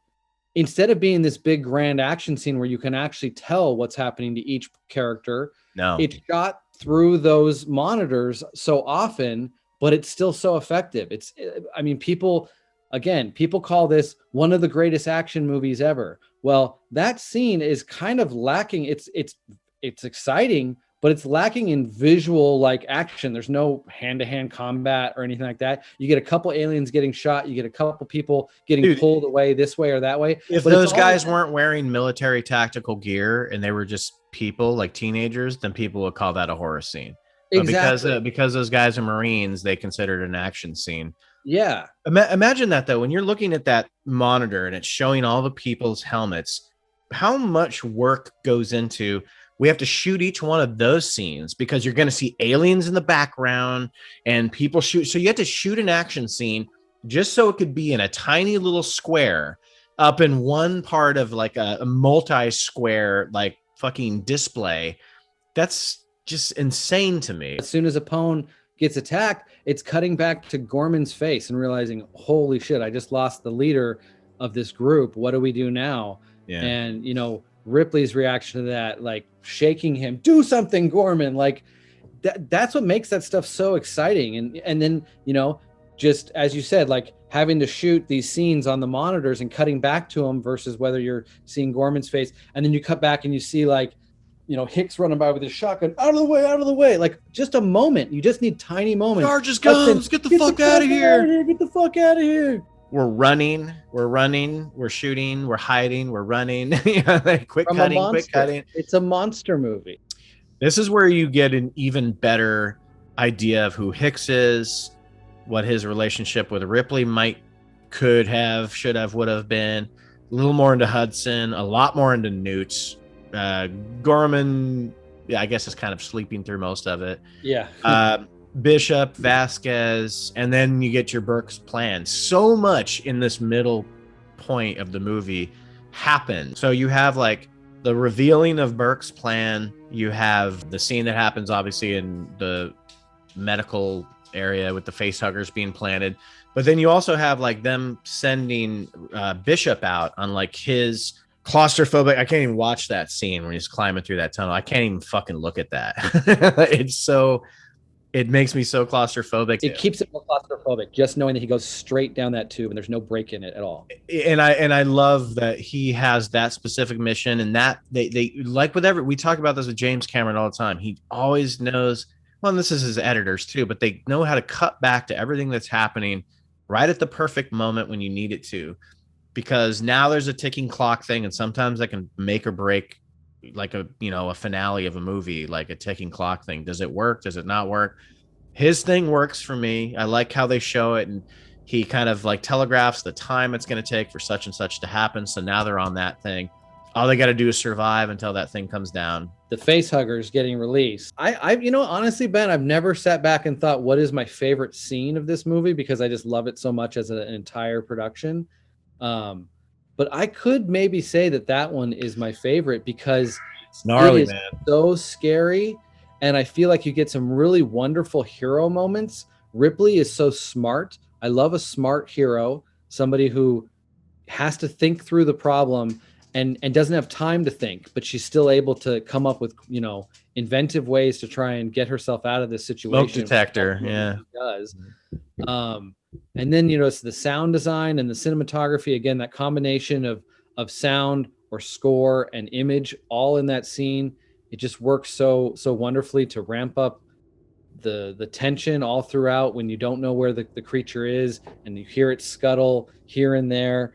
Or how about when she wakes up under the bed and she sees the sort of jar moving and it's got a little bit of residue on it? That James Horner, like, just, I don't know what that instrument is, that little peppery thing. Mm-hmm. That is basically like, that's like the theme song of a face hugger, even though it wasn't in the first one. And you haven't really seen face huggers move around like this until this point. All you saw was them jump out of something and then die, and then they were in jars. Now you're seeing like they're fucking tactical and gnarly and fast and strong. It's crazy. Yeah.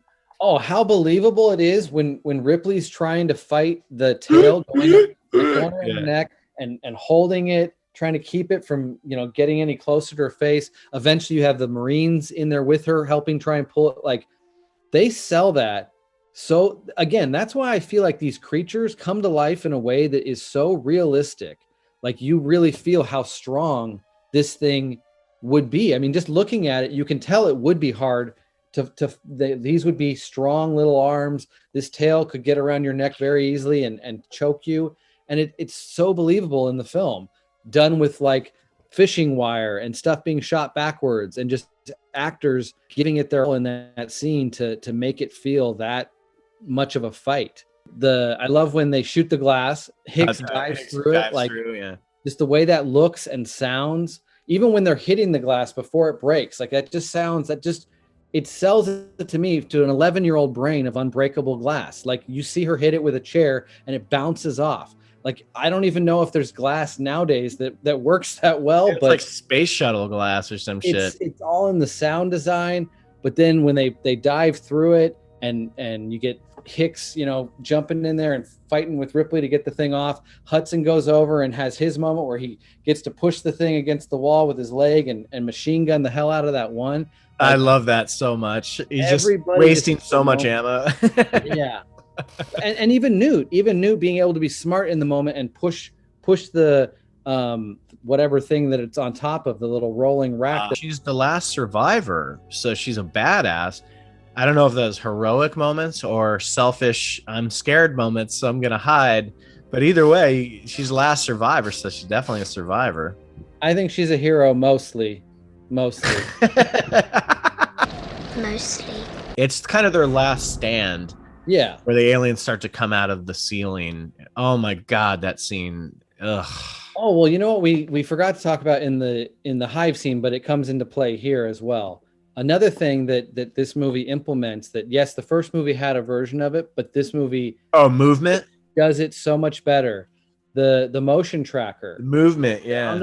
Just to see these little blips move closer, and there'll be more of them. And then the thing spins, like the way that it spins, you can tell they're all around us. Like, it just sells it so well without, less is more. This movie does one of the best jobs ever in cinema of implementing less is more because it's such a pivotal part of kind of that last stand scene where he's like 5 meters, 4, what the hell, you know, like that's the scene where and again just the the sound, it's like it's almost like it's its own ticking clock to your demise right there, you know, and you don't know where they're coming from or how many are coming, you know. It's, oh my God. And then just the decision, don't make it an action giant, like bring the tension back down and have Hicks go up with that flashlight.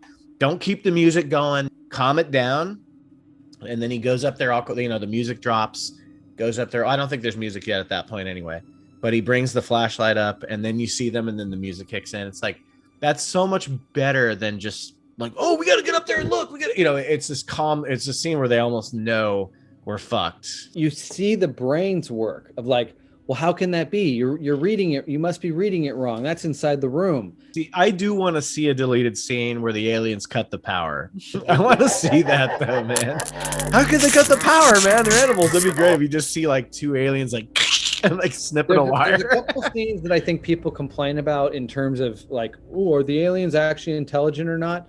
The ending where the queen rides an elevator up, and then this scene where they cut the power. As you know, as you love to point out, only 6 rubber costumes, and they make it feel like a room full of aliens coming over every cabinet, dropping out of the ceiling multiple times. You feel the terror in everyone in that scene of just, you're in this tiny room you thought was going to be your last stand, and the entire ceiling collapsed in with your enemy right in front of you now.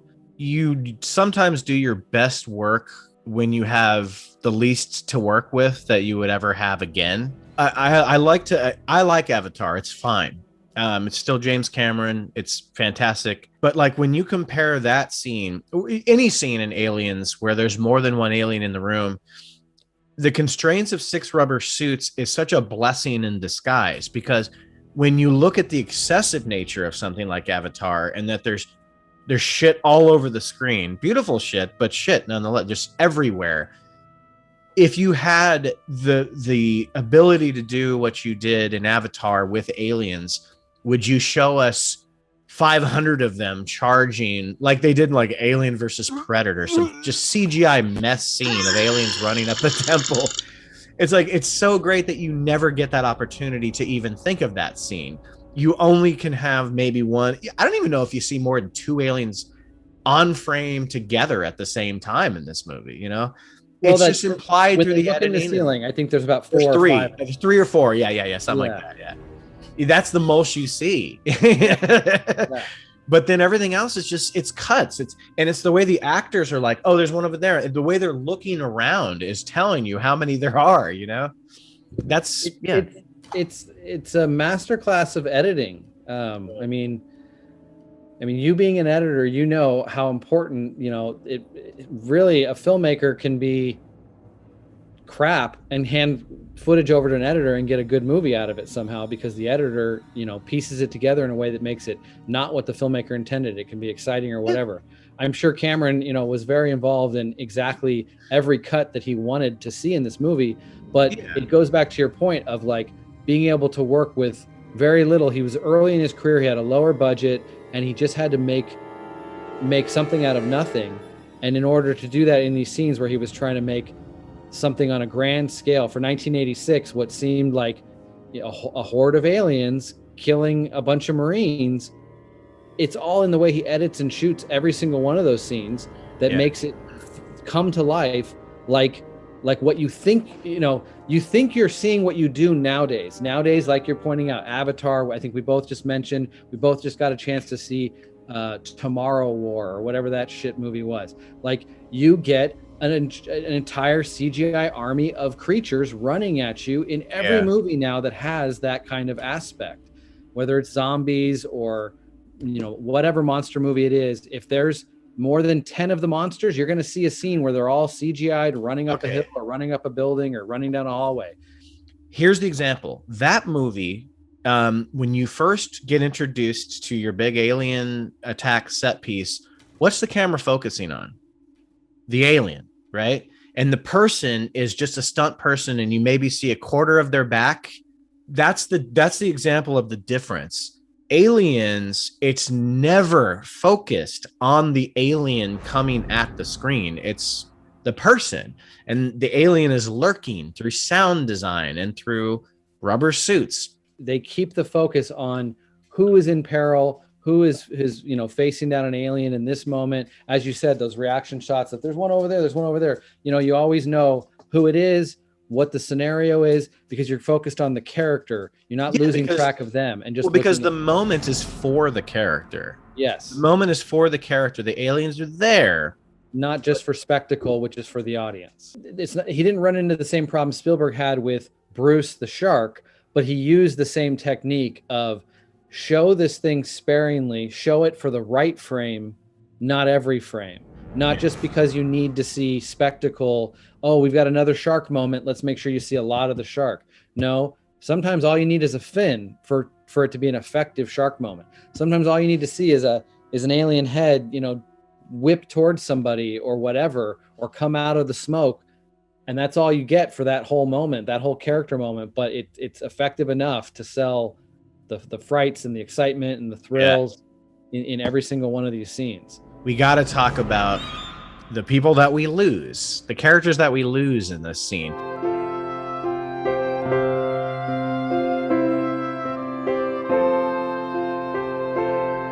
Because this is that second big gut punch where the cast gets deteriorated significantly again. And I believe it starts out with my boy Hudson.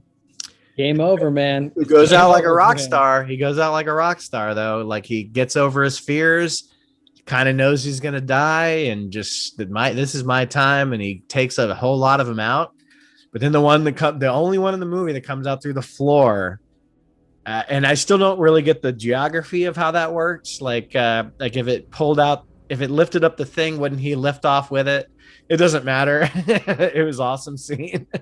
Yeah. And he's shooting down at it, and he's going to have a miserable next couple hours. I love the way Hicks tries to pull him out, but then an alien's coming over top, and he has to do the roll. He has to roll and shoot at the same time. Like, those are the moments that you could say feel like an action movie where it's this choreographed scene. You're trying to save your buddy who's being pulled into the floor. You got to roll and shoot, but it's so minuscule. But that's an action scene, though. You got people shooting rocket launchers at aliens, and they're flipping over. Oh, and just Ripley trying to figure out how to get the fucking safety off, and then just shooting just into Even going in the tunnels is a nice little bit of plant and payoff with Newt's character, making that believable that their escape, that she can play the hero mostly. At the end there, she gets to have another kind of hero moment to help save them. Vasquez has a great, I guess it's a hero moment, the way that she fights to the end. That's what we'd expect from her character. She's such a badass. We were still being introduced to Cameron and his way of bringing females to the screen. Nobody up until Terminator and Aliens had we really seen female characters kind of be this badass on screen. Maybe there's... And he never made a big deal about it. Cool, but that's the Cameron thing. That's kind of the Spielberg thing, is they don't need to make a big deal out of things that are a big deal, which I love. Her being such a badass character. But yeah, I always love the way she uses her foot to plant it against the face. Yeah, she knows she's going to take some acid hits here, but she's still trying to fight for her survival, till the last second. And then you get the great moment with Gorman going back to try and help her. Redemption. Realizing that, it all is lost, and they bust out the grenade, and that's a setup for why Newt falls down the shaft. Everything informs the next thing, and nothing is lost. There's nothing that's just there for spectacle. It's all part of storytelling, character development, in what could just be seen as, look, it's got special effects, it's got creatures, it's got machine guns, it's a dumb action movie. No, not at all. Every second of this movie is intelligent. And we also lose the sniveling Burke, whose plan, I don't understand what he thought he was going to do. If he locked out everybody, that was basically his salvation. Yeah. I mean, I think he was just freaking out. Anyway, but the Gorman Vasquez scene is a really great scene. It's a really great scene, like him going back for her and trying to take out a couple and actually showing that he can use a gun. Yeah, I guess then you get Newt down the shaft, gets, I guess, kidnapped. I guess they just don't hurt her for some reason. They're just like, oh, let's just put her up in this little spot and set her down. Yeah, like why? What makes the alien choose who's a host and who should be killed? Yeah, it doesn't always make sense. I often attribute it to like if they think they're a threat, which they just look at her as a a much smaller human without any armor, without anything that she like. Are they smart enough to know the difference between a gun? I guess so. They've been shot at, so. It's this terrifying scene where it's one of the bigger aliens. It comes up out of the water. Yeah, that is scary as fuck. But when she doesn't die from it, you're like, oh. Certainly one of my favorite images, Yeah. from the movie is that one coming out of the water behind her. And then that run down the hallway and they try to get the elevator to close and the one dives through the doorway at Hicks. Like there's a bunch of shots where the alien, as we said earlier in the film, you don't get to see them all that much. The environment that is a really good one. I don't think about enough. Yeah, that's a really good one where its head comes through the door and the hands wrap around the door. Angle of the camera is really cool too. Yeah. And the sound design, their specific sound of like coming through. You want to get into the rescue, which is one of the most badass, sure, perfectly paced, timed out scenes in a movie ever, I think. Well, you just called it. It's actually an amazing feat of filmmaking because it is actually timed to the 15-minute time clock that they have, the countdown they have before the place blows up. It is actually 15 minutes of exact film from the time that she goes in to the time that the explosion goes off. That so rarely in a film when they set up a time clock do they give you that amount of time on screen and make it feel real. Yeah, a lot of the times it shoots itself in the foot by giving that time thing, and you're like, no, this doesn't work at all. Well, I mean, let's not forget her elevator trip down where she's strapping up the fucking pulse rifle with the flamethrower. I know it has a name, but it's nothing but a person psyching herself up for this moment, and making herself more comfortable, taking off her sweaty top and strapping on, tying the gun together. But all of that, it's just, it's the music. The music is building up, the cuts, cutting away from her to show some of the destruction that's going on around the facility. And like it's atmosphere too. Like the movie, like you pointed out earlier, like the way that the sweat appears on characters and stuff like that, the way the wind blows through her hair in that elevator, you feel that like how hot it is, but that she feels a bit of cool air blow past her, and she like moves her head in a way to like soak that in, to try and be like, this is one little moment I can try to breathe without an alien in my face, but I'm not free of this. I'm going into the depths of hell to try and save my new daughter or whatever. Like she's full-blown action star by this point in the story. I mean, I guess the kind of sideline Hicks and sort of like it makes sense, like it makes sense. We wouldn't have wanted Hicks. We want to see that, mama bear going in for her cub and how fierce, how fierce a mama bear really is. Like, that's true. Female protecting their young are way different than a grunt, a trained soldier. Like it's a whole different dynamic seeing her go in. It'd be a whole different movie if you had him helping her in that scene. Yeah. So then we meet the queen, which we've talked about a little bit already, but fuck that scene. Yeah. And like I've seen some behind the scenes stuff of that, and the space that they use is one of the more to scale rooms where it does everything. I mean, everything you see in that scene was there, pretty much, puppets and the eggs. We've talked about how this movie feels big in scale with all these aliens coming out of the walls everywhere, but that's actually one of the few times where you can see the true scale of the flame going all the way across the room and lighting up multiple rows of eggs at the same time, and her standing there with Newt. Like, it's all, like you said, it's all really there in that shot, and that's one of my favorite shots too, to really sell the realism. Oh yeah, I think the whole movie is we've said it a million times. It's flawless, but as we start moving through scenes, I just keep thinking more and more like, oh my God, this is when Sigourney Weaver's just raw, amazing acting ability comes out, is when it just keeps cutting to that pulse rifle sound and showing the amount of bullets left in the gun. And she just goes, ah, and she's making that noise, and it keeps getting closer and closer on her face.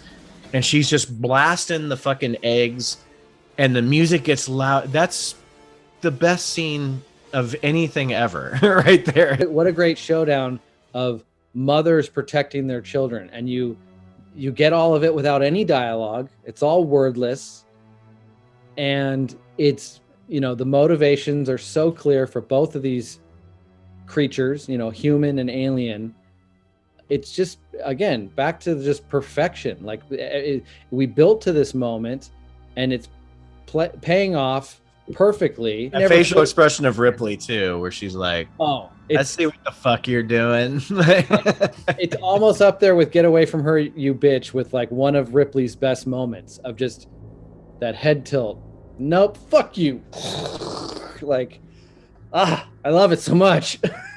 It's a nice little plant and payoff of the android human relationship that's set up through the first film. Yeah. So that's, again, like more character driven storytelling in that moment. But yeah, I mean, I think, again, it's like the music plays into that to intensify it. You get this feeling of hopelessness when the queen arrives on that platform, and that wonderful shot of just for a second, all you see is smoke, but then it pokes its head comes out of the smoke. Like, I think Cameron is very Spielbergian. You just hear the elevator door, by the way. The zzz, that's all you hear. Yeah. I think Cameron can be very Spielbergian in those moments of like reveal and awe. Different though, like the Spielberg moment, like looking up at a dinosaur or seeing the shark for the first time, the look on people's faces and stuff like that. It's different, but Cameron has his own way of selling those moments and making them like movie history. Like they work. All it is someone seeing something off screen, but it's still how he directs the actors in those moments, how he frames it, or how he reveals a monster in a certain scene or whatever. It works on a level just as good as anything Spielberg does. Let's say that Ripley gets Newt and has the scene where she shoots the queens, and has her scene where Bishop is not there, but then he picks her up, and the alien's but the alien doesn't attach itself to the ship, and then they nuke the site from orbit, it blows up, and then the movie's over. Would you be satisfied with that movie? Well, because it's still a very intense scene. Yeah, I think I kind of had a showdown with the alien queen already. I think I would have still. It's hard to say whether I would hold it higher than Terminator 2, because a big part of what Terminator 2, being my second favorite film, again James Cameron, obviously, the finale has what this one has as well, where it's like you go through a couple stages of the finale, and it keeps ramping up, and the you think the enemy's defeated, but they come back and stuff like that, and it works really well. That happens in lots of movies, but it's like predictable and pointless. It's like, oh well, now they got to fight them again a little bit more, big deal. Like, so I don't know, Terminator, if you didn't have the finale where Ripley faced off with the queen in the power loader, I might be calling Terminator 2 my favorite movie, but Aliens would probably still be pretty close, if not second, maybe somewhere in the top 10. It's really hard to say, how different I could view Aliens without that, because it is a very strong scene. I like posing that question because, like I said, the Ripley scene of her just blowing away everything in there, and the way it just keeps ramping up could have been considered your, like you said, Mama Bear versus Mama Bear, but then they fucking won up to that. And they had a hand-to-hand fucking duke it out punching match after that, which is just so probably I want to say maybe the hardest thing to shoot out of the whole movie. It seems like it certainly could be. I mean, the power loader is completely realized and believable on screen. It's not using CGI. Completely believably, the way it moves, it fights another creature that to me is a real animal. Somewhere on this planet, in a cage somewhere, is a queen alien, because how else did they shoot that and make it look so realistic? My brain never wants to tell me that that is a special effect. It is a trained animal giving an amazing performance, because of course it is. Look at it. Look how real it is. Yeah. Just the way it sounds. I mean, it's so fully realized in every detail, from its different sounds that it makes to the way it moves.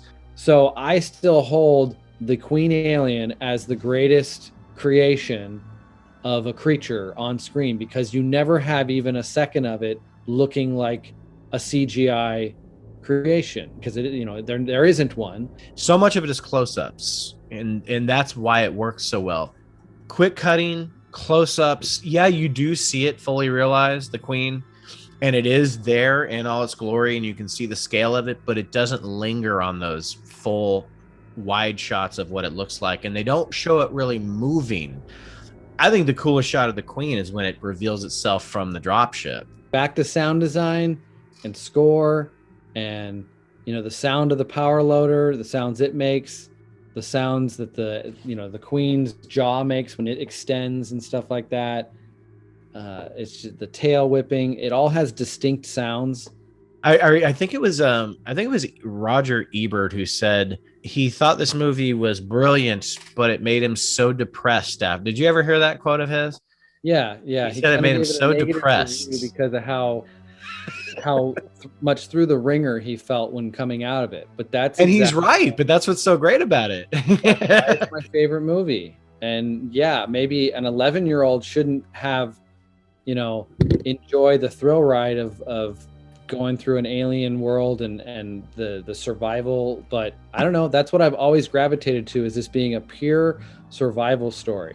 You've got these characters that you're introduced and given enough to really care for them for the first hour of the movie, and then it just becomes all out survival for the rest of the movie. And like a Die Hard, it's a enclosed environment that you can't escape from. Every character has to fight their way to the end of this movie. No one's going to get an easy out, and it lives up to that. Like no one does get an easy out, and it's a pure fight for survival all the way through, in a way that no one had ever seen before. Even 35 years later, I don't think anyone's been able to pull it off in the same way. They've tried many times to make movies similar. And Ripley is one of my favorite movie characters of all time, because you watch 1 and 2. I think she actually devolves after 2, but by the end of 2, they never forgot to make sure she remembers everything she's ever learned about her experiences with these things.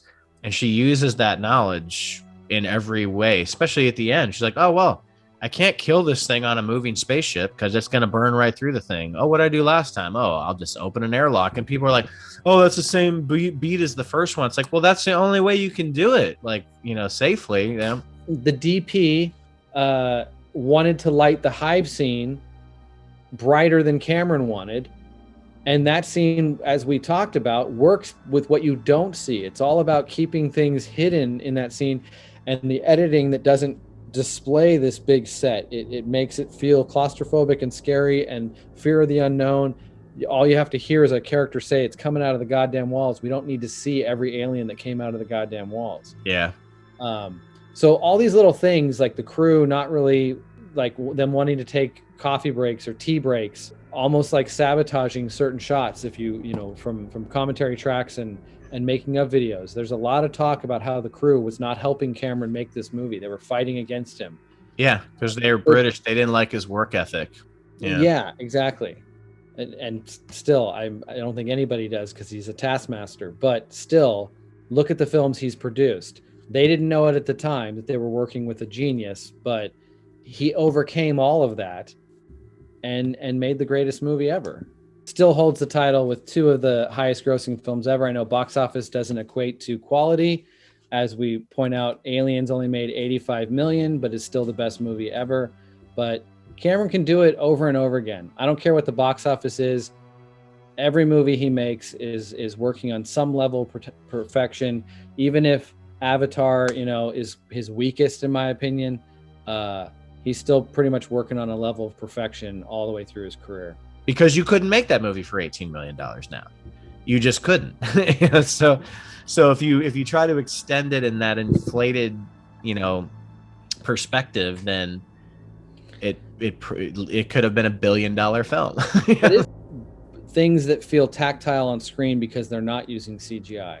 Like the techniques still exist. Why can't we use them still? Well, you have less and less people doing those big puppet work things and creating big live action creatures. You just have less people doing it. So, and that's a shame. I was never scared of an alien again after Aliens because I knew it wasn't there. I'm a lane switcher, big tank bang filler, real killer, die for my gang member. But when it happens midpoint of a franchise where it's all been just people in suits and puppet work, and then all of a sudden Alien 3, you're like, what is that fucking thing running around? It's like, it clearly isn't there. It doesn't look like, it doesn't have the same grading. It like looks odd and it's moving weird. This was the first movie going experience in my life where like I felt the weight of like everything happening around it. I had seen a movie before that in the theater. I mean, I saw Return of the Jedi, probably E.T., but I don't remember. And I know the same year I saw Top Gun, which blew me away for different reasons.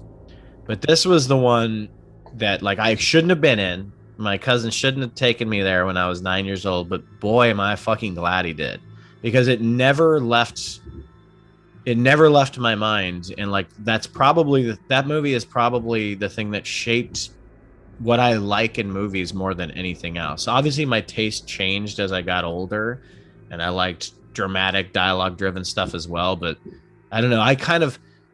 Aliens, I hold everything kind of to that movie when it comes of overall, like how you make a movie work, Yes. That's my take on it. Exactly. I hold everything against the movie making qualities of Aliens, and they all fall short. And that's why it is perfection of movie making. And loving it as much as I do, holding every other movie up to that candle, they all fail so miserably to me that I have to knock them down a little bit. Like, sure. They're accomplished in their own way. They've got good filmmakers behind them. They made tons of money, whatever they are. They've got their franchise starters. I don't care.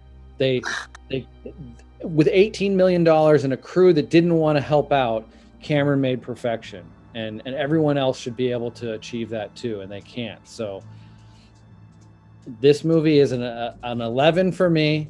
Put it up to 11, exactly. It's 150 million, really. It's above everything else, but in our own little grading scale, we came up with movies that go up to 11.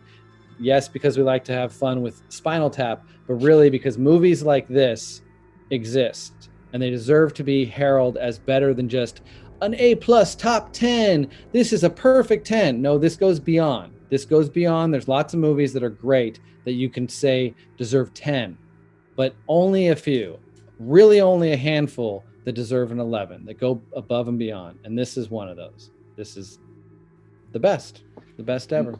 And this movie is 35 years old this week, which is amazing when you look at movies now and you look at this movie. 35 years old.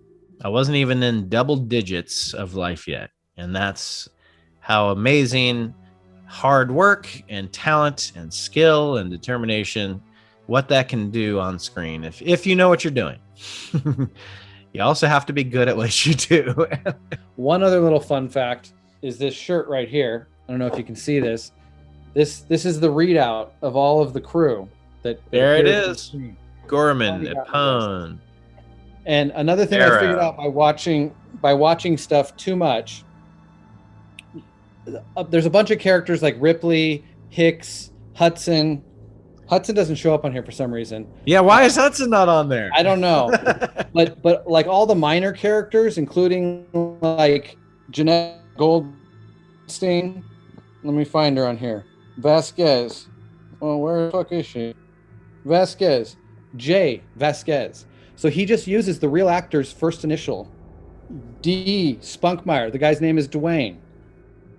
C. Dietrich. Her name is like Connie or something like that. Oh, because they never had first names in the movie. They don't have first names, but I figured that out by watching the cast list many times on VHS, going, ooh, who's that? Who's this actor?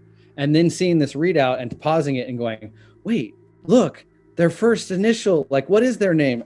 Al Apone, wherever he is.